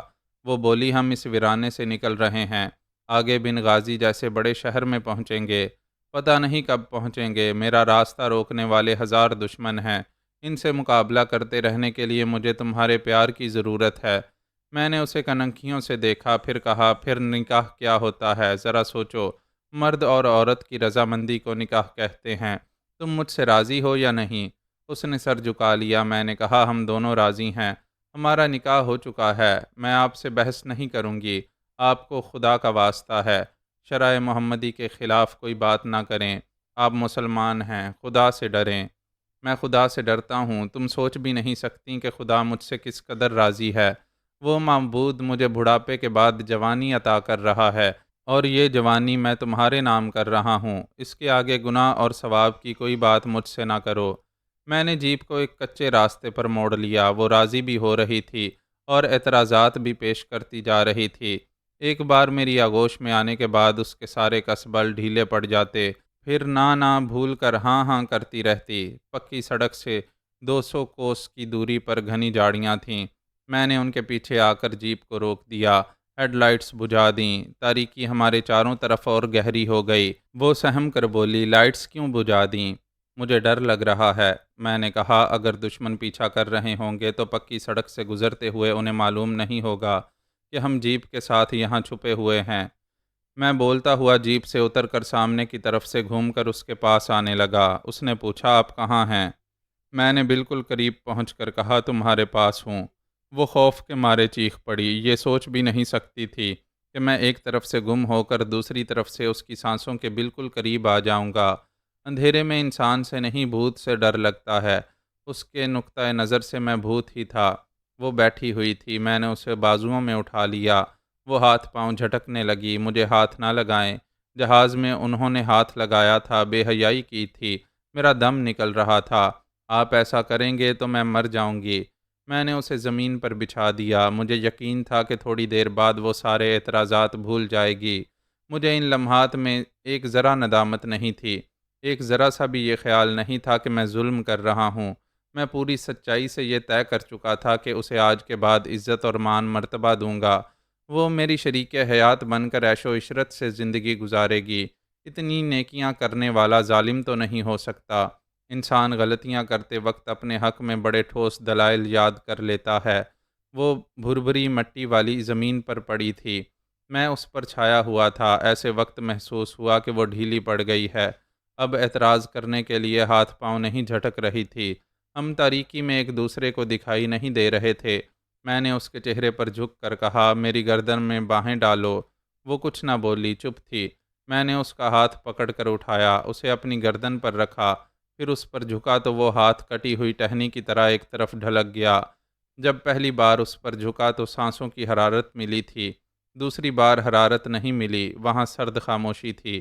پھر میں چونک گیا۔ میں نے اپنے سینے کا بوجھ اس کے سینے پر ڈال رکھا تھا، وہاں اب دھڑکنیں محسوس نہیں ہو رہی تھیں، دل خاموش تھا۔ میں فوراً ہی الگ ہو کر بیٹھ گیا، جیب سے موبائل فون نکال کر اس کی ننھی سی ٹارچ روشن کی تو اس کا چہرہ نظر آیا۔ اس حسین مکھڑے پر موت کی خاموشی تھی، اس کے دیدے پھیل گئے تھے۔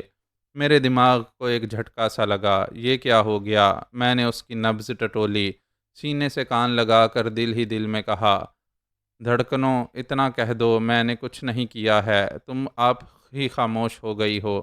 میں نے ٹارچ بجھا دی، وہ تصور میں روشن ہو گئی۔ میرے سامنے چاروں شانے چت پڑی ہوئی تھی، اس کی لاش کہہ رہی تھی، میں بہت حسین ہوں، بھرپور جوان ہوں، آؤ مجھے لوٹ لو۔ ایک جوان چیختا ہوا بدن مردہ ہو جائے تو ہماری ہوس کیوں مردہ ہو جاتی ہے؟ میں زندہ تھا، میری ہوس کو بھی زندہ رہنا چاہیے تھا، لیکن اب ضمیر بیدار ہو کر چیخ رہا تھا، اگر تم عزت اور مان مرتبہ دینے والے تھے تو ذرا صبر کر لیتے، کسی انسانی آبادی میں جا کر اس سے نکاح پڑھا لیتے۔ وہ بار بار کہہ رہی تھی کہ نکاح سے پہلے ہاتھ نہ لگاؤ، لیکن تمہاری نظر میں نکاح والی اور نائٹ کلب والی برابر ہو گئی ہے۔ تم یہ ماننے والے نہیں تھے کہ ہماری دنیا میں ابھی حیا والیاں ہیں۔ یہ محض محاورہ نہیں ہے، حقیقت ہے کہ شرم والیاں سچ مچ شرم سے مر جاتی ہیں۔ میں اس سے دور ہو کر پیچھے ہٹ کر جیپ سے ٹکرا گیا، یہ تسلیم کرنا نہیں چاہتا تھا کہ وہ میری وجہ سے مر گئی ہے یا میں نے اسے مار ڈالا ہے۔ میں اس یتیم لڑکی کو کیوں ساتھ لایا تھا؟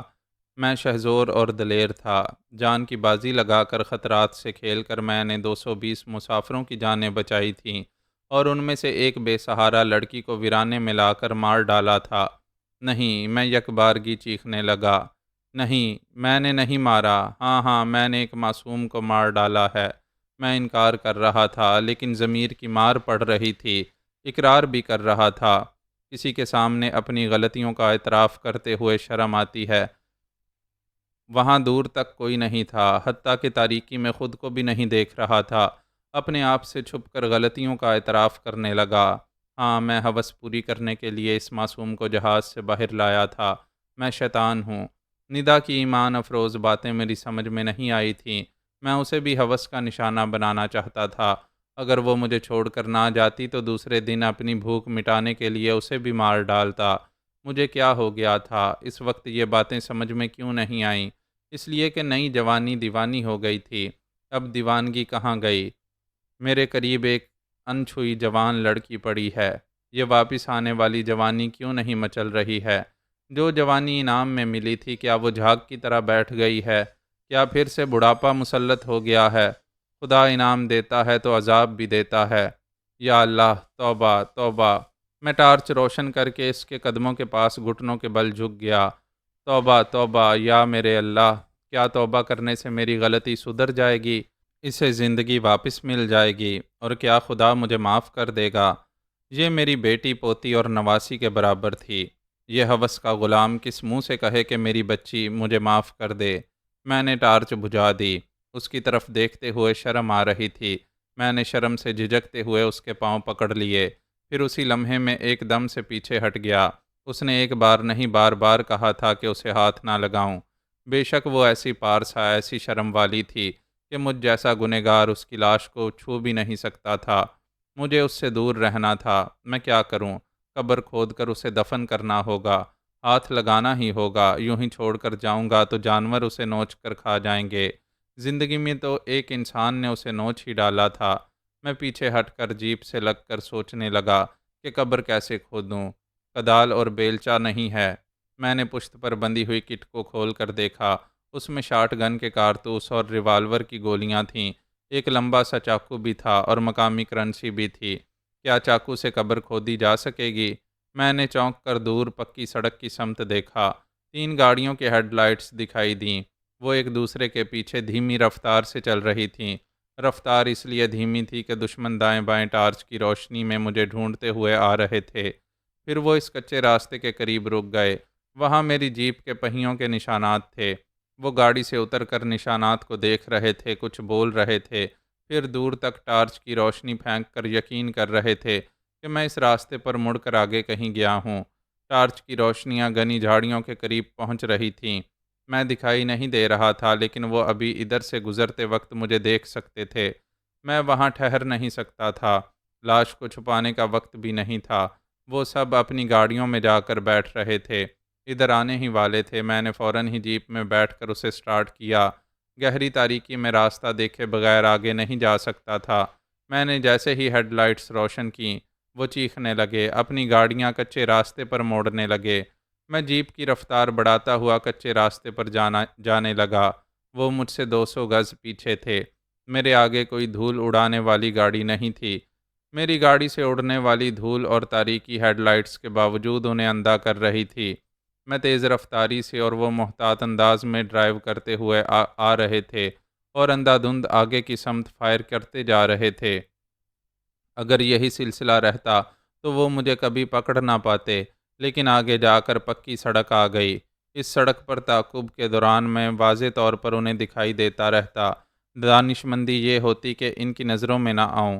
میں جیپ کو روک کر اتر گیا۔ میں نے شاٹ گن کو شانے سے لٹکایا، ریوالور کو کمر کی بیلٹ میں اڑس لیا، پھر چاقو کھول کر جیپ کے ایک پہیے کو پنچر کر دیا۔ اس کے بعد پکے راستے پر دور تک دوڑتا ہوا گیا۔ ایک جگہ رک کر دیکھا، وہ 3 گاڑیاں میری جیپ کے پاس پہنچنے والی تھیں۔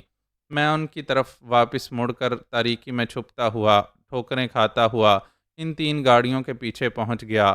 یہ جنگی حکمت عملی ہے، آگے فرار کے راستے سے کٹ کر ایک گول چکر کاٹ کر دشمن کے پیچھے آ کر حملہ کیا جاتا ہے۔ میں گوریلا فائٹرز کی تکنیک کو خوب سمجھتا ہوں۔ وہ سب میری جیپ کے پاس آ کر ناکارہ پہیوں کو دیکھ رہے تھے، دور تک نظریں دوڑاتے ہوئے اپنی زبان میں کچھ کہہ رہے تھے۔ پھر ان میں سے کچھ دوڑتے ہوئے دائیں بائیں گئے، کچھ پکی سڑک کے اس پار چلے گئے۔ وہ کبھی سوچ بھی نہیں سکتے تھے کہ میں فرار ہونے والا ان کے قریب ہی ان کے پیچھے آ جاؤں گا۔ پیچھے 3 گاڑیاں تھیں۔ ان گاڑیوں کے پاس صرف ایک شخص گن لیے کھڑا تھا۔ میں نے چاقو کو دانتوں میں دبایا، پھر زمین پر رینگتا ہوا اس کی طرف جانے لگا۔ وہ دونوں ہاتھوں سے گن تھامے ادھر ادھر گھوم رہا تھا۔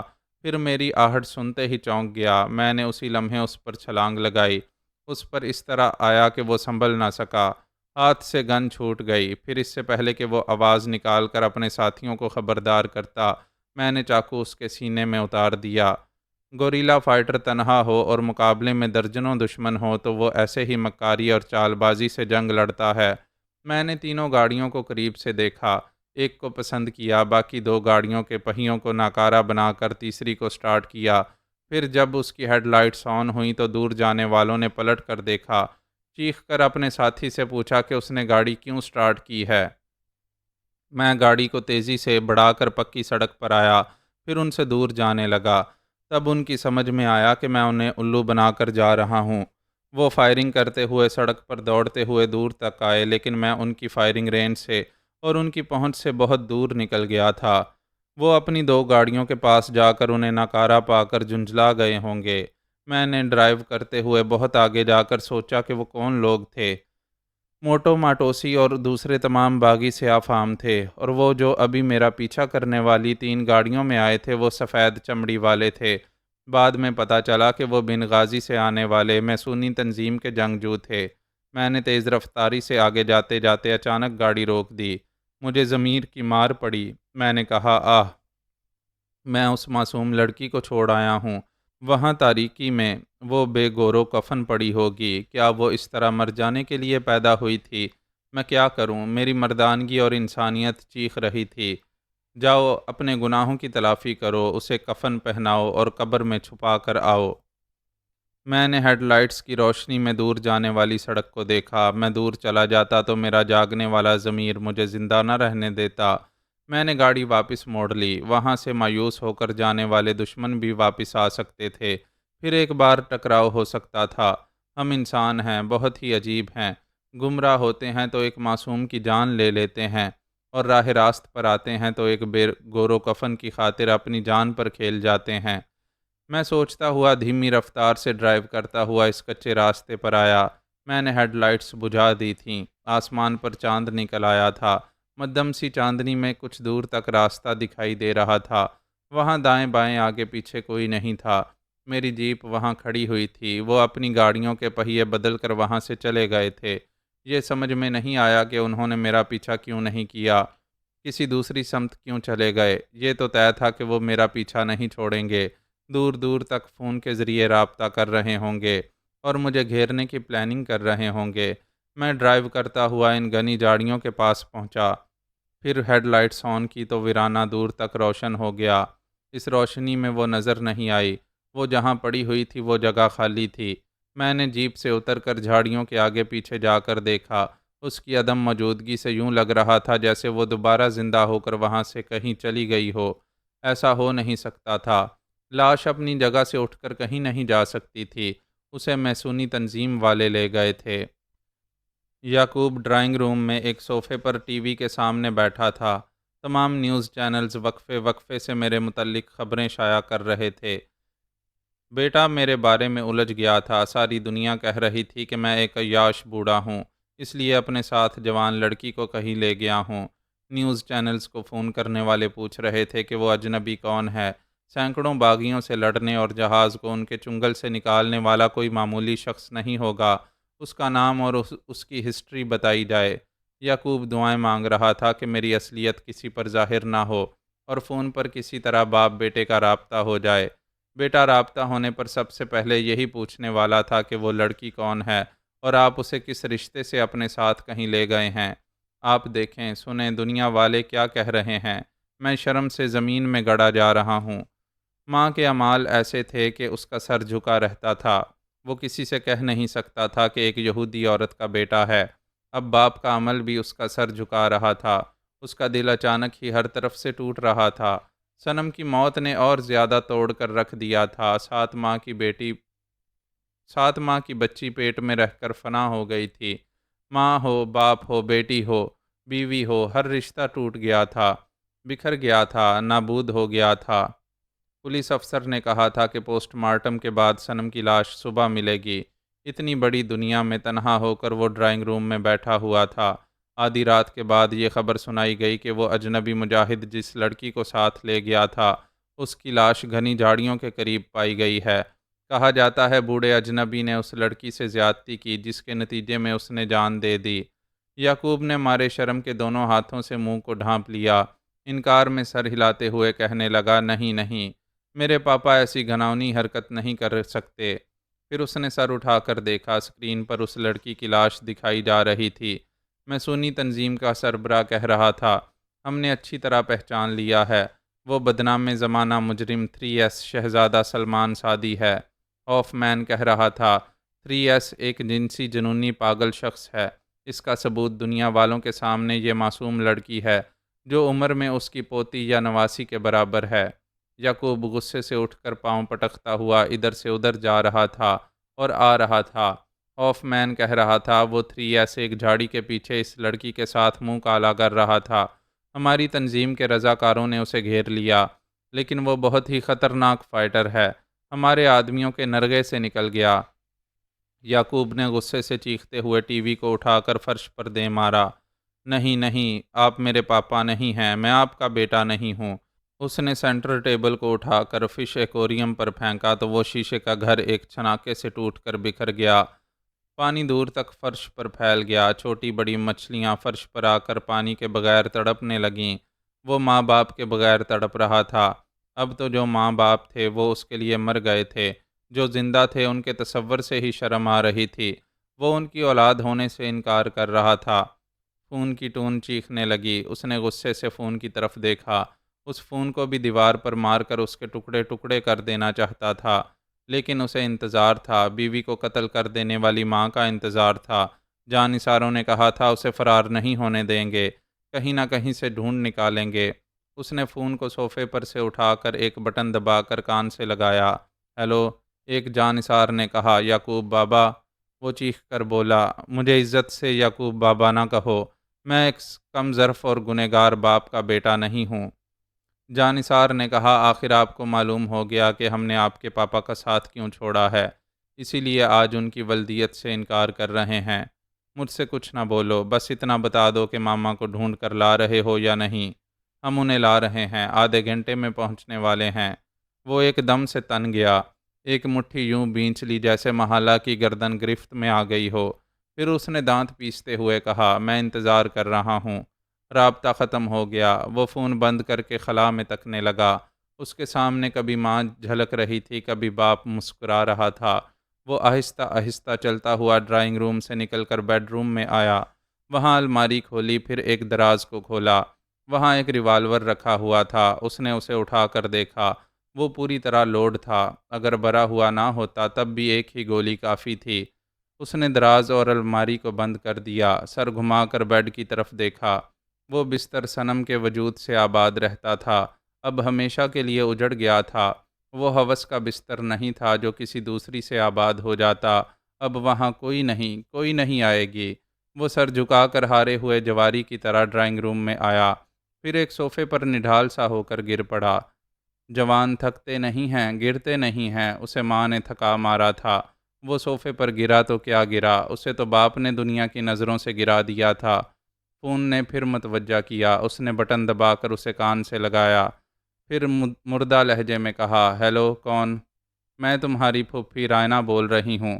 ابھی ایک جانثار نے فون پر بتایا ہے کہ محالہ نے صنم کا حمل ضائع کر دیا ہے، اسے مار ڈالا ہے۔ جی ہاں، صنم نے پیدا ہونے کی سزا پا لی، میں ابھی سزا بھگت رہا ہوں۔ ایسا نہ کہو بیٹے، میں ٹیپو کے ساتھ کسی بھی پہلی فلائٹ سے آ رہی ہوں، تم اکیلے نہیں ہو۔ آنٹی ماں ڈائن ہو اور باپ گنہگار ہو تو بچہ اکیلا اور تنہا رہ جاتا ہے۔ بیٹے، ہم تمہارا دکھ سمجھ رہے ہیں۔ ٹی وی کے ذریعے تمہارے پاپا کے متعلق جو کہا جا رہا ہے اسے میں نہیں مانتی۔ وہ میرے عبادت کرنے والے ایمان والے بھائی ہیں۔ پوری دنیا کے چینلز جھوٹ نہیں بولیں گے۔ اس لڑکی کی لاش سب نے دیکھی ہے۔ اس کے بعد مجھے تو شرم سے مر جانا چاہیے۔ یعقوب کو آواز سنائی دی، بیٹے میں تمہارا پھوپھا بول رہا ہوں۔ میرے ماتحت رہنے والے جو جانثار لیبیا میں ہیں وہ تمہارے پاپا تک پہنچنے والے ہیں۔ میرے یار کو تمہارے پاپا کو تحفظ ملے گا، پھر معلوم ہوگا کہ سچ کیا ہے۔ کیا آپ کے جانثار بھی غلط کہہ رہے ہیں؟ کیا وہ بھی پاپا سے بدظن ہو کر غلطی کر رہے ہیں؟ میں اس سلسلے میں جانثاروں سے بات کر رہا ہوں۔ آپ باتیں کرتے رہیں۔ وہ معصوم لڑکی میرے دماغ میں چیخ رہی ہے، تڑپ رہی ہے کہ پلیز مجھے میرے حال پر چھوڑ دیں۔ اس نے فون بند کر دیا۔ تھوڑی دیر بعد ایان نے مخاطب کیا، ہیلو یعقوب، موجودہ حالات میں حوصلہ رکھو۔ کیا تم بھول گئے کہ میرا یہودی باپ راڈ مین کیسا خبیث تھا؟ اس نے مجھ جیسے اکلوتے بیٹے کی جان لینے کی کوشش کی تھی۔ باپ شیطان ہو تو بیٹے کا سر جھک جاتا ہے، مگر دیکھو حوصلے سے جی رہا ہوں۔ جب تک زندہ رہوں گا اس شیطان کا بیٹا کہلاتا رہوں گا۔ ذرا سوچو کہ میں کیسی سزا پا رہا ہوں، مگر جی رہا ہوں۔ ایان، تمہارا باپ پیدائش کے پہلے دن سے یہودی ذہنیت لے کر آیا تھا۔ میرا باپ تو بہت ہی دیندار اور فرشتہ صفت انسان کہلاتا تھا۔ اس نے کسی معصوم اور بے گناہ کو پہلے کبھی نقصان نہیں پہنچایا، اور آج دیکھو کتنے شرمناک طریقے سے ایک معصوم لڑکی کو موت کے گھاٹ اتارا ہے۔ یعقوب نے ذرا ٹھہر کر گہری سانس لے کر کہا، تمہارا باپ لاکھ یہودی اور شیطان سہی، دنیا والوں نے اس کے متعلق کبھی ایسی شرمناک بات نہیں کی۔ میرا باپ تو اس یہودی سے بھی بدتر ہو گیا ہے۔ میں اس وقت ذلت کی پستیوں سے بول رہا ہوں، اور یہ میری آخری آواز ہے۔ اس نے فون کو آف کر دیا تاکہ پھر کوئی کال نہ آئے۔ اسے ڈور بیل کی آواز سنائی دی۔ اس نے دروازے کے پاس آ کر اسے کھولا۔ باہر 4 جانثار تھے۔ ان میں سے ایک نے محالہ کو کاندھے پر لاد رکھا تھا۔ اس کے دونوں ہاتھ پشت کی طرف بندھے ہوئے تھے، منہ پر ٹیپ چپکا ہوا تھا۔ وہ اسے اندر لے آئے، ایک صوفے پر ڈال کر منہ سے ٹیپ ہٹا دیا، دونوں ہاتھ کھول دیے، پھر کچھ کہے سنے بغیر وہاں سے چلے گئے۔ یعقوب خاموش کھڑا ماں کو دیکھ رہا تھا۔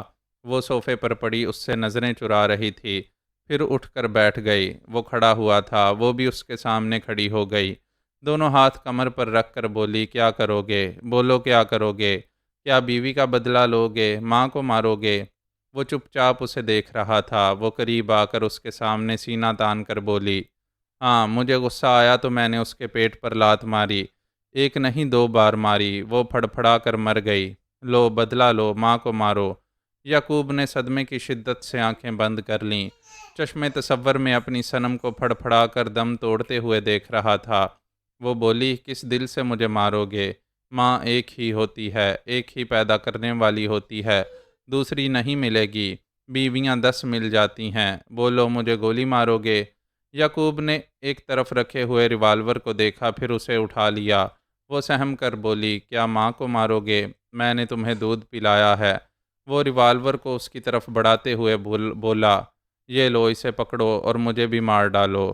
وہ گھور کر بولی، کیا میں پاگل ہوں کہ اپنے پیٹ کی اولاد کو ہلاک کروں گی؟ جسے تم نے ہلاک کیا وہ بھی کسی کے پیٹ کی اولاد تھی۔ ہوگی میری بلا سے، اچھا ہوا بلا ٹل گئی، میں تمہارے لیے دوسری لاؤں گی۔ یعقوب نے گھٹنے ٹیک دیے، تم ٹھیک کہتی ہو، صرف اپنے پیٹ کی اولاد سے محبت ہوتی ہے۔ وہ اس کے پیٹ کو چوم کر بولا، ماما میں یہاں رہتا تھا نا؟ ہاں میرے بچے، تم یہاں مہینوں رہے تھے۔ وہ ذرا اٹھ کر اس کے سینے پر سر رکھ کر بولا، ماما میں یہاں سے دودھ پیتا تھا نا؟ ہاں میرے لال، میں نے پورے 2 برس تک تمہیں دودھ پلایا ہے۔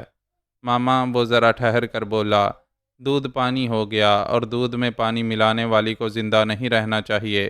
اس نے ماں کو سینے سے لگا لیا، ریوالور کی نال اس کی پشت سے لگا دی۔ پھر کہا، میں بیٹا ہوں، آپ کو تڑپتے اور دم توڑتے ہوئے نہیں دیکھ سکوں گا۔ اگر زندہ رہ گیا تو گنہگار باپ کا منہ دیکھنا نہیں چاہوں گا۔ آؤ ماما ہم چلیں۔ اس نے ٹریگر دبا دیا۔ محلہ کے حلق سے ایک راہ نکلی۔ اس کے دیدے پھیل گئے۔ اس کی پشت اور سینے سے گزر کر بیٹے کے سینے میں گولی گھس گئی تھی۔ پھر جب تک بیٹے کے ہاتھ میں سکت رہی گولیاں چلتی رہیں اور ماں بیٹے کے جسموں سے بیک وقت آر پار ہوتی رہیں۔ پھر وہ دونوں فرش پر ڈھیر ہو گئے۔ میں بے خبر تھا، یہ نہیں جانتا تھا کہ مجھے اپنے اعمال کی سزا مل رہی ہے۔ بیٹا اپنے باپ کے گناہوں کا بوجھ برداشت نہ کر سکا۔ اس نے مجھ سے شکایت نہیں کی، شرمندہ کرنے کے لیے میرے پاس نہیں آیا، چپ چاپ اس دنیا سے چلا گیا۔ میں نے ہیڈ لائٹس بجھا دی تھیں۔ چاندنی میں دور تک راستہ دکھائی دے رہا تھا۔ مجھے منزل کا پتہ نہیں تھا۔ یہ اندازہ تھا کہ وہ پختہ سڑک بنغازی کی سمت جا رہی ہے۔ میں اس شہر کے قریب پہنچ کر راستہ بدلنے والا تھا۔ اتنی عقل تھی، یہ سمجھ سکتا تھا کہ پولیس اور انٹیلیجنس والے میرا انتظار کر رہے ہوں گے، مجھے حراست میں لے کر یہ معلوم کرنا چاہیں گے کہ میں کون ہوں۔ تفتیش کے دوران میری اصلیت چھپی نہیں رہے گی۔ 3S کی حیثیت سے ظاہر ہو جاؤں گا تو وہ مجھے گولیوں سے چھلنی کر دیں گے۔ میں نہیں جانتا تھا کہ میری اصلیت ظاہر ہو گئی ہے۔ تھوڑی دیر پہلے گوری چمڑی والے مجھے تلاش کرتے ہوئے آئے تھے۔ انہوں نے میرا تعاقب کیا تھا۔ مجھ تک پہنچنے میں ناکام ہونے کے بعد ساجدہ کی لاش اٹھا کر لے گئے تھے۔ وہ کون تھے؟ انہوں نے ایک لڑکی کی لاش کو اہمیت کیوں دی؟ اسے اٹھا کر کہاں لے گئے ہیں؟ ایسے کئی سوالات میرے دماغ میں گونج رہے تھے اور کسی کا جواب میری سمجھ میں نہیں آ رہا تھا۔ دراصل اس معصوم لڑکی کی موت نے مجھے جھنجھوڑ ڈالا تھا۔ میرا دماغ کمزور ہو گیا تھا، اس لڑکی کو اپنے ذہن سے نکال نہیں پا رہا تھا۔ میرے اندر بار بار یہ دھمکی گونج رہی تھی کہ مجھ پر عذاب نازل ہونے والا ہے۔ اب وہ راستہ ایک دریا کے کنارے سے گزر رہا تھا۔ میں نے جیپ روک دی۔ ایک مدت کے بعد یاد آیا کہ پچھلے 2 دنوں سے ایک سجدہ بھی نہیں کیا ہے۔ نمازیں چھوڑتا چلا آ رہا ہوں۔ اگرچہ میں خدا کو بھول گیا تھا، تاہم پاک و صاف رہتا تھا۔ اس وقت خیال آیا کہ دریا سے وضو کر کے نماز ادا کرنا چاہیے، پھر سے خدا کو راضی کرنا چاہیے۔ میں نے موبائل فون پر وقت دیکھا، 4 بج گئے تھے۔ فجر کی نماز کا وقت ہونے والا تھا۔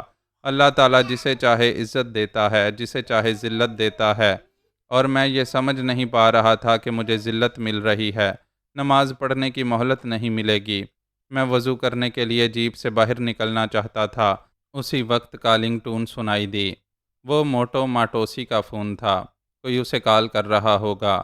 میں نے سوچا کال ڈراپ کر دوں، فون آف کر دوں۔ پھر ذہن میں بات آئی کہ کال اٹینڈ کرنی چاہیے، دیکھیں کہ کون ہے اور کیا کہہ رہا ہے۔ میں نے بٹن دبا کر اسے کان سے لگایا۔ دوسری طرف سے بھاری بھرکم آواز سنائی دی۔ ہیلو، میں CIA کا ڈپٹی ڈائریکٹر بول رہا ہوں۔ ہم نے گوٹو ماٹوسی سے سمجھوتا کیا ہے، اس کے باغی رہا کیے جا رہے ہیں۔ اس کے عوض اس نے تمہارا یہ نمبر بتایا ہے۔ یہ اس کے بیٹے کا فون ہے۔ کیا تم میری باتیں سن رہے ہو؟ میں نے پوچھا، تم میرا نمبر معلوم کرنے کے لیے باغیوں کو رہا کیوں کر رہے ہو؟ کیا مجھ سے بات کرنا اتنا اہم ہے کہ وہ باغی غیر اہم ہو گئے ہیں؟ شہزادہ سلمان سعدی عرف 3S، میں تمہارا نام لے رہا ہوں۔ اب سمجھ گئے ہو نا تمہاری گرفتاری یا موت کتنی اہم ہے؟ میں نے کہا، تم مجھے غلط سمجھ رہے ہو، یہ میرا نام نہیں ہے۔ تو پھر تمہارا نام عمیر بن غازی ہے، میں سونی تنظیم کے سربراہ ہوف مین نے بتایا ہے۔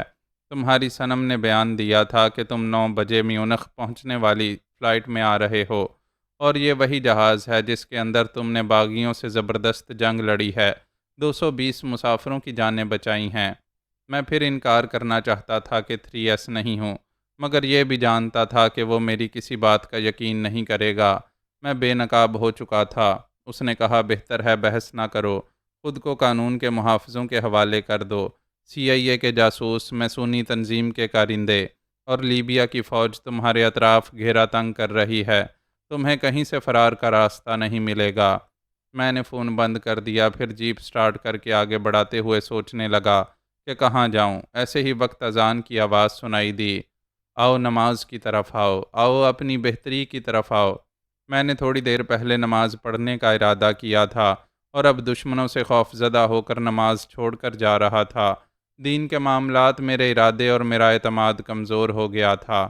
میں نے گاڑی کو روک کر سوچا کہ کہیں قریب ہی انسانی آبادی ہے، وہیں سے اذان سنائی دے رہی ہے، مجھے وہاں جا کر نماز ادا کرنی چاہیے۔ نماز راہ نجات ہے اور مجھ گنہگار کو نجات کا راستہ ملنے والا نہیں تھا۔ رب کریم نے مجھے نماز کی سعادت سے محروم کر دیا تھا۔ میں پھر گاڑی سے باہر نہ نکل سکا۔ اچانک ہی بہت دور سے گاڑیوں کی ہیڈ لائٹس دکھائی دیں۔ میں نے فوراً جیپ کو سٹارٹ کر کے ریورس گیئر میں واپسی کے لیے موڑا۔ پیچھے بھی دور سے کئی گاڑیوں کی روشنیاں چیلنج کرتی چلی آ رہی تھیں۔ میں گاڑی سے اتر گیا کیونکہ آگے پیچھے سڑک پر جا نہیں سکتا تھا۔ سڑک کے ایک طرف دریا تھا، دوسری طرف کھیتوں کا سلسلہ تھا۔ گندم کی کھڑی فصلیں لہلہا رہی تھیں۔ میں تیزی سے دوڑتا ہوا کھیتوں میں گھس گیا۔ ان فصلوں کے درمیان کوئی مجھے دیکھ نہیں سکتا تھا۔ میں ان سے دور نکل سکتا تھا۔ مجھے گاڑی میں جس سمت جانا تھا اب ان فصلوں کے درمیان چھپتا جا رہا تھا۔ میں تیزی سے فصلوں کو دونوں ہاتھوں سے ہٹا کر راستہ بناتا جا رہا تھا۔ جہاں جیپ چھوڑی تھی وہاں دو اطراف سے گاڑیاں آ کر رک گئی تھیں۔ وہ مسلح افراد گاڑیوں سے اتر کر ادھر ادھر دیکھ رہے تھے اور ایک دوسرے سے کچھ بولتے جا رہے تھے۔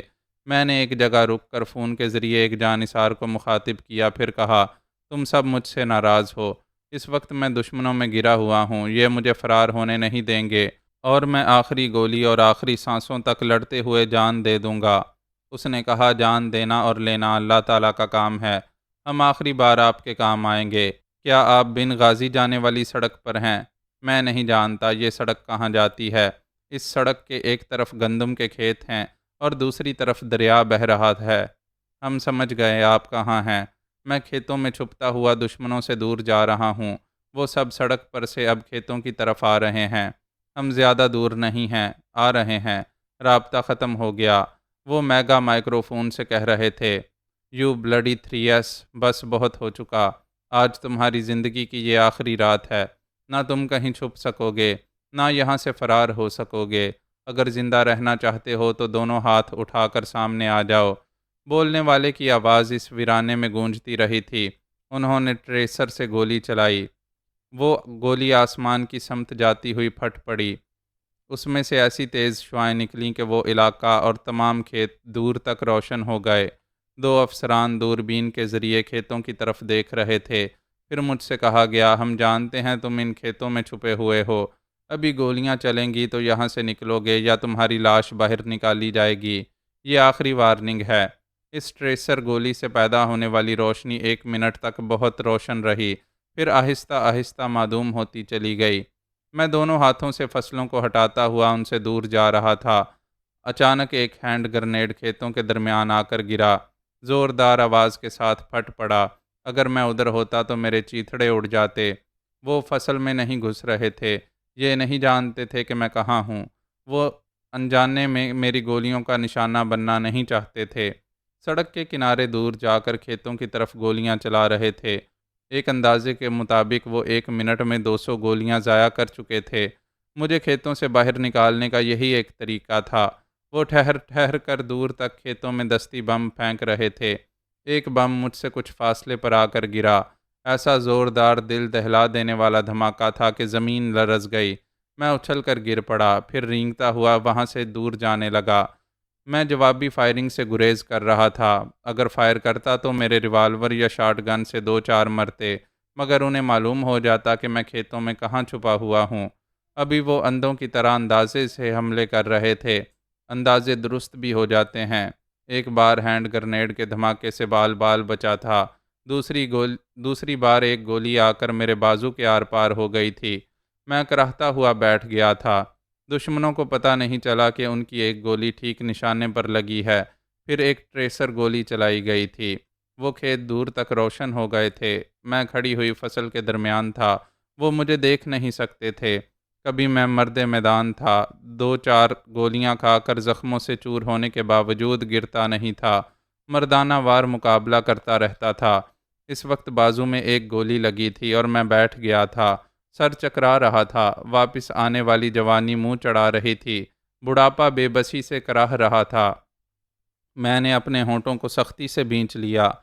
میرے کراہنے کی آواز دشمنوں تک پہنچ سکتی تھی۔ میرے اس ہاتھ سے شاٹ گن گر گئی تھی۔ میں اس ہاتھ سے اب اسے استعمال نہیں کر سکتا تھا، البتہ دوسرے ہاتھ سے ریوالور کو مضبوطی سے پکڑ کر اٹھ گیا۔ اسی وقت کان پھاڑ دینے والے دھماکے سنائی دیے، زمین لرزنے لگی۔ میں نے فصلوں کے درمیان سر اٹھا کر دیکھا، بہت دور یکے بعد دیگرے دھماکے ہو رہے تھے۔ دشمنوں کی گاڑیاں زمین سے اڑ کر ٹکڑے ٹکڑے ہو کر فضا میں بکھر رہی تھیں۔ مجھ پر حملہ کرنے والے مختلف سمتوں میں بھاگتے ہوئے درختوں کے پیچھے جاتے ہوئے فائرنگ کر رہے تھے۔ میں نے اطمینان کی ایک گہری سانس لی۔ یقین ہو گیا کہ جانثار اپنی حکمت عملی کے مطابق جنگ لڑنے آ گئے ہیں۔ وہاں تو جیسے قیامت آ گئی تھی۔ مسلسل فائرنگ اور بم دھماکوں سے وہ ویران علاقہ گونج رہا تھا۔ آگ کے بھڑکتے ہوئے شعلوں سے کھیت روشن ہو گئے تھے، فصل تباہ ہو رہی تھی۔ آرمی کے 2 ہیلی کاپٹر پرواز کرتے ہوئے آئے تھے، ان میں سے ایک اچانک ہی دھماکے سے تباہ ہو گیا، دوسرا پلٹ کر چلا گیا۔ پہلے نہیں سوچا تھا، اب سوچ رہا تھا کہ جب تک جانثار میرے ساتھ رہے میں کبھی تنہا اور بے یار و مددگار نہیں رہا۔ میں اس خوش فہمی میں مبتلا ہو گیا تھا کہ تنہا طاقتور ہوں۔ اس ویرانے میں بھی تنہا رہ جاتا اور جانثار نہ آتے تو کیا ہوتا؟ دشمن تو کہہ چکے تھے کہ وہ میری زندگی کی آخری رات ہے۔ آخری رات۔ ایک گولی سنسناتی ہوئی آئی اور میرے ایک شانے کی ہڈی توڑتی ہوئی گزر گئی۔ میں لڑکھڑا گیا۔ آخری رات۔ دوسری گولی میری کمر میں آ کر پیوست ہو گئی۔ میں اچھل کر فصل کے درمیان گر پڑا۔ مجھ سے کچھ فاصلے پر 2 دشمن گولیاں چلاتے ہوئے آ رہے تھے۔ پھر کہیں سے تڑا تڑ کی آواز کے ساتھ ہی وہ دونوں چیخیں مارتے ہوئے لڑکھڑا کر ایسے گرے کہ پھر اٹھ نہ سکے۔ میری آنکھوں کے سامنے اندھیرا چھا رہا تھا۔ 3 گولیوں کے زخموں نے مجھے کھوکھلا کر دیا تھا۔ میں نہیں جانتا تھا کہ جانثاروں کی مدد حاصل ہونے کے باوجود حالات کیسی کروٹ لینے والے ہیں۔ میرا کیا ہونے والا ہے؟ اپنا آخری انجام دیکھنے سے پہلے میری آنکھیں بند ہو گئیں۔ آنکھیں بند ہو جائیں تو زندگی کی تمام دکانداری بند ہو جاتی ہے۔ وہ ابھی زندہ ہے، لیکن ہوش و حواس سے بیگانہ ہے۔ کبھی حواس میں آتا ہے، آنکھیں کھول کر 2-4 جانثاروں کو دیکھتا ہے، پھر آنکھیں بند ہو جاتی ہیں۔ وہ اپنے آپ سے غافل ہو جاتا ہے۔ وہ درست کہتا ہے کہ اسے پھر سے جوانی کی سوغات ملی ہے۔ وہ غلط نہیں ہے۔ اسے بڑھاپے سے جوانی، جوانی سے بچپن اور بچپن سے نقطۂ آغاز تک جانا ہے۔ لیکن کیسے جائے؟ اللہ تعالیٰ کے عطا کیے ہوئے انعام تک پہنچنے کے لیے نماز اور نیک نیتی لازمی ہے۔ نیت ڈگمگا جائے تو نماز چھوٹ جاتی ہے، انعام ہاتھ سے نکل جاتا ہے۔ جوانی لہو کی روانی سے قائم رہتی ہے۔ 3 گولیوں کے زخموں نے اس کا سارا لہو نچوڑ لیا ہے۔ وہ 3 ماہ تک زیر علاج رہا ہے۔ دوائیں اثر نہیں کر رہی ہیں۔ پہلے کی طرح ہڈیوں کا ڈھانچہ بن گیا ہے۔ ابھی اتنی توانائی ہے کہ کمرے سے واش روم تک چھڑی ٹیک کر آتا جاتا ہے۔ جانثاروں نے اس کے علاج کے سلسلے میں ایک ذرا کوتاہی نہیں کی ہے۔ طبیعت رفتہ رفتہ سنبھل رہی ہے۔ اب باہر آ کر لان میں ٹہلتا ہے، مگر ایک چھڑی کا سہارا لازمی ہو گیا ہے۔ اس کے بغیر چلتے چلتے ڈگمگانے لگتا ہے۔ وہ دیر تک سیدھا کھڑا نہیں رہ سکتا۔ 2 زانو ہوتا ہے تو گھٹنے کمزوری کے باعث چٹکنے لگتے ہیں، اس لیے کرسی پر بیٹھ کر نماز ادا کرتا ہے۔ ضمیر چٹکیاں لے کر کہتا ہے، عشق قدے میں عمر گزاری ہے، آخری عمر میں مسلمان ہو رہے ہو۔ وہ گھبرا کر جانثاروں سے کہتا ہے، مجھے پیرس لے چلو۔ برسوں پہلے پیرس میں اس کا ایک شاندار بنگلہ تھا، جہاں وہ دن رات شباب اور شراب میں ڈوبا رہتا تھا۔ اس بنگلے کے سامنے کچھ فاصلے پر ایک دریا تھا۔ وہاں ایک گھنے درخت کے سائے میں روز صبح ایک مسلمان آ کر نماز پڑھتا تھا۔ ایک رات اس نے دیکھا ایک کتے نے درخت کے سائے میں آ کر اس جگہ کو ناپاک کر دیا تھا۔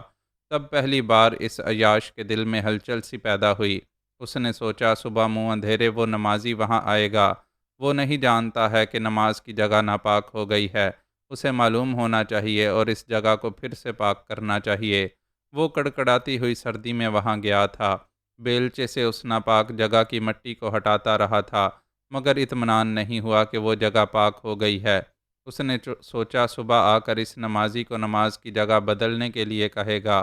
پھر خیال آیا کہ صبح آنکھ نہ کھلی تو کیا ہوگا، اس نمازی کو وہاں کی ناپاکی سے مطلع نہیں کر سکے گا۔ تب اس نے وہاں ایک ایزی چیئر پر نیم دراز ہو کر رات گزاری۔ گرم کپڑوں میں اور کمبل میں چھپنے کے باوجود سردی میں ٹھٹھرتا رہا۔ تمام رات برف باری ہوتی رہی۔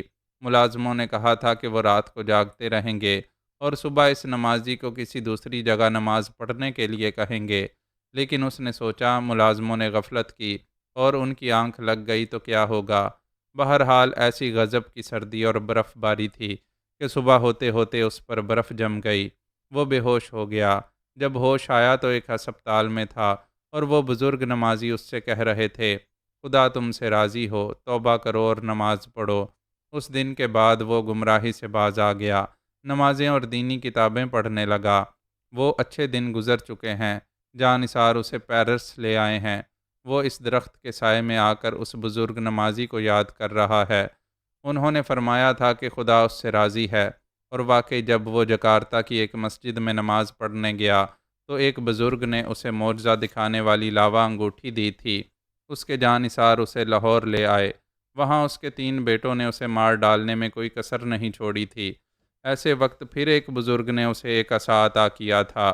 اس کے بعد وہ نیک نامی اور خوشحالی کی منزلوں سے گزرتا رہا۔ اس نے کبھی ایک وقت کی نماز بھی قضا نہیں ہونے دی تھی۔ انسان وہ ہے جو اپنے ظرف میں رہے، اپنی پچھلی اوقات کو یاد رکھے، لیکن ہوتا یہ ہے کہ کسی کو اس کے ظرف سے اس کی اوقات سے زیادہ مل جائے تو وہ اسے سنبھال نہیں پاتا۔ گمراہ اور مغرور ہو کر سب سے پہلے خدا کو بھول جاتا ہے۔ اسے یہ گمان ہو گیا تھا کہ جوانی آئی ہے تو پھر نہیں جائے گی، اور یہ جوانی محض ہوس کا کھیل کھیلنے کے لیے ملی ہے۔ ایسے رنگا رنگ کھیل میں آدمی سب سے پہلے تہذیب اور شرافت سے جاتا ہے، پھر ہوس اور درندگی ایک کم سن لڑکی کو بھی اس کے لیے کھلونا بنا دیتی ہے۔ ایسے عقل کے اندھے اس پستی میں گرتے ہیں جہاں وہ گرا ہوا ہے۔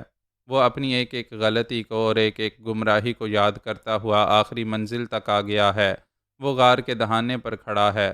بابا سائیں کی تلاوت کرنے کی آواز باہر آ رہی ہے اور اس کے دل میں اتر رہی ہے۔ اس کا باپ غازی صلاح الدین یہیں آیا تھا، پہلی بار یہیں بابا سائیں سے اسم اعظم کا روحانی درس حاصل کیا تھا۔ بیٹا بھی اسی غار کے دہانے پر آیا ہے، اب چھڑی ٹیکتا ہوا اندر آ گیا ہے۔ تلاوت کی آواز پہلے سے زیادہ واضح ہو گئی ہے۔ وہاں کی فضا عود و عنبر سے مہک رہی ہے۔ تلاوت کے الفاظ اور ان کی ادائیگی ایک عجیب سی بے خودی طاری کر رہی ہے۔ اس وسیع و عریض چٹان پر بابا سائیں جھلک رہے ہیں۔ وہ ہیں بھی اور نہیں بھی۔ تلاوت کی سحر انگیز آواز ان کے وجود کا پتہ دے رہی ہے۔ ہاں، وہ چٹان پر بیٹھے تلاوت میں مصروف ہیں۔ وہ آنکھیں پھاڑ پھاڑ کر دیکھ رہا ہے۔ بابا سائیں کبھی دکھائی دے رہے ہیں، کبھی اوجھل ہو رہے ہیں۔ وہ ایک آیت پڑھ کر وہاں سے اٹھ گئے ہیں، چٹان سے اتر کر ایک کنارے پر آ گئے ہیں۔ انہوں نے چٹان پر ہاتھ رکھ کر کہا، اللہ، یا اللہ۔ اسم اعظم وہ ہے جس کے زبان پر آتے ہی بندہ دنیا و مافیہ سے بے نیاز و لا تعلق ہو جائے۔ اللہ کہتے ہی سامنے صرف رب ذوالجلال کا جمال ہو، دنیا کا سارا حسن و جمال بجھ جائے۔ بابا سائیں نے ایسے جذب ہو کر اسم اعظم کی ادائیگی کی کہ اس نام کی روحانی ہیبت سے غار کی زمین اور پتھریلی دیواریں لرز گئیں۔ وہ چٹان ایک طرف ذرا سی سرک گئی ہے، نیچے جانے کا راستہ کھل گیا ہے۔ وہ چھڑی ٹیکتا ہوا کھلے ہوئے راستے پر آ گیا ہے۔ نیچے جانے والے پتھریلے زینے کے ایک ایک پائیدان پر تھر تھراتے ہوئے قدم رکھتا ہوا وہاں جا رہا ہے جہاں اس کا باپ گیا تھا۔ وہ غروب ہو گیا ہے۔ اوپر چٹان سرکتی ہوئی اپنی جگہ واپس آ گئی ہے۔ جب قصہ ختم ہو جائے تو کتاب بند ہو جاتی ہے۔ مکان اپنے مکین سے خالی ہو جائے تو سارے دروازے بند ہو جاتے ہیں، اور جب حیات تمام ہو جائے تو قبر کا منہ بند ہو جاتا ہے۔ وہ تہہ خانہ بھی بند ہو گیا ہے۔ معزز ناظرین و سامعین، لائک، کمنٹس اور شیئر ضرور کریں۔ شکریہ۔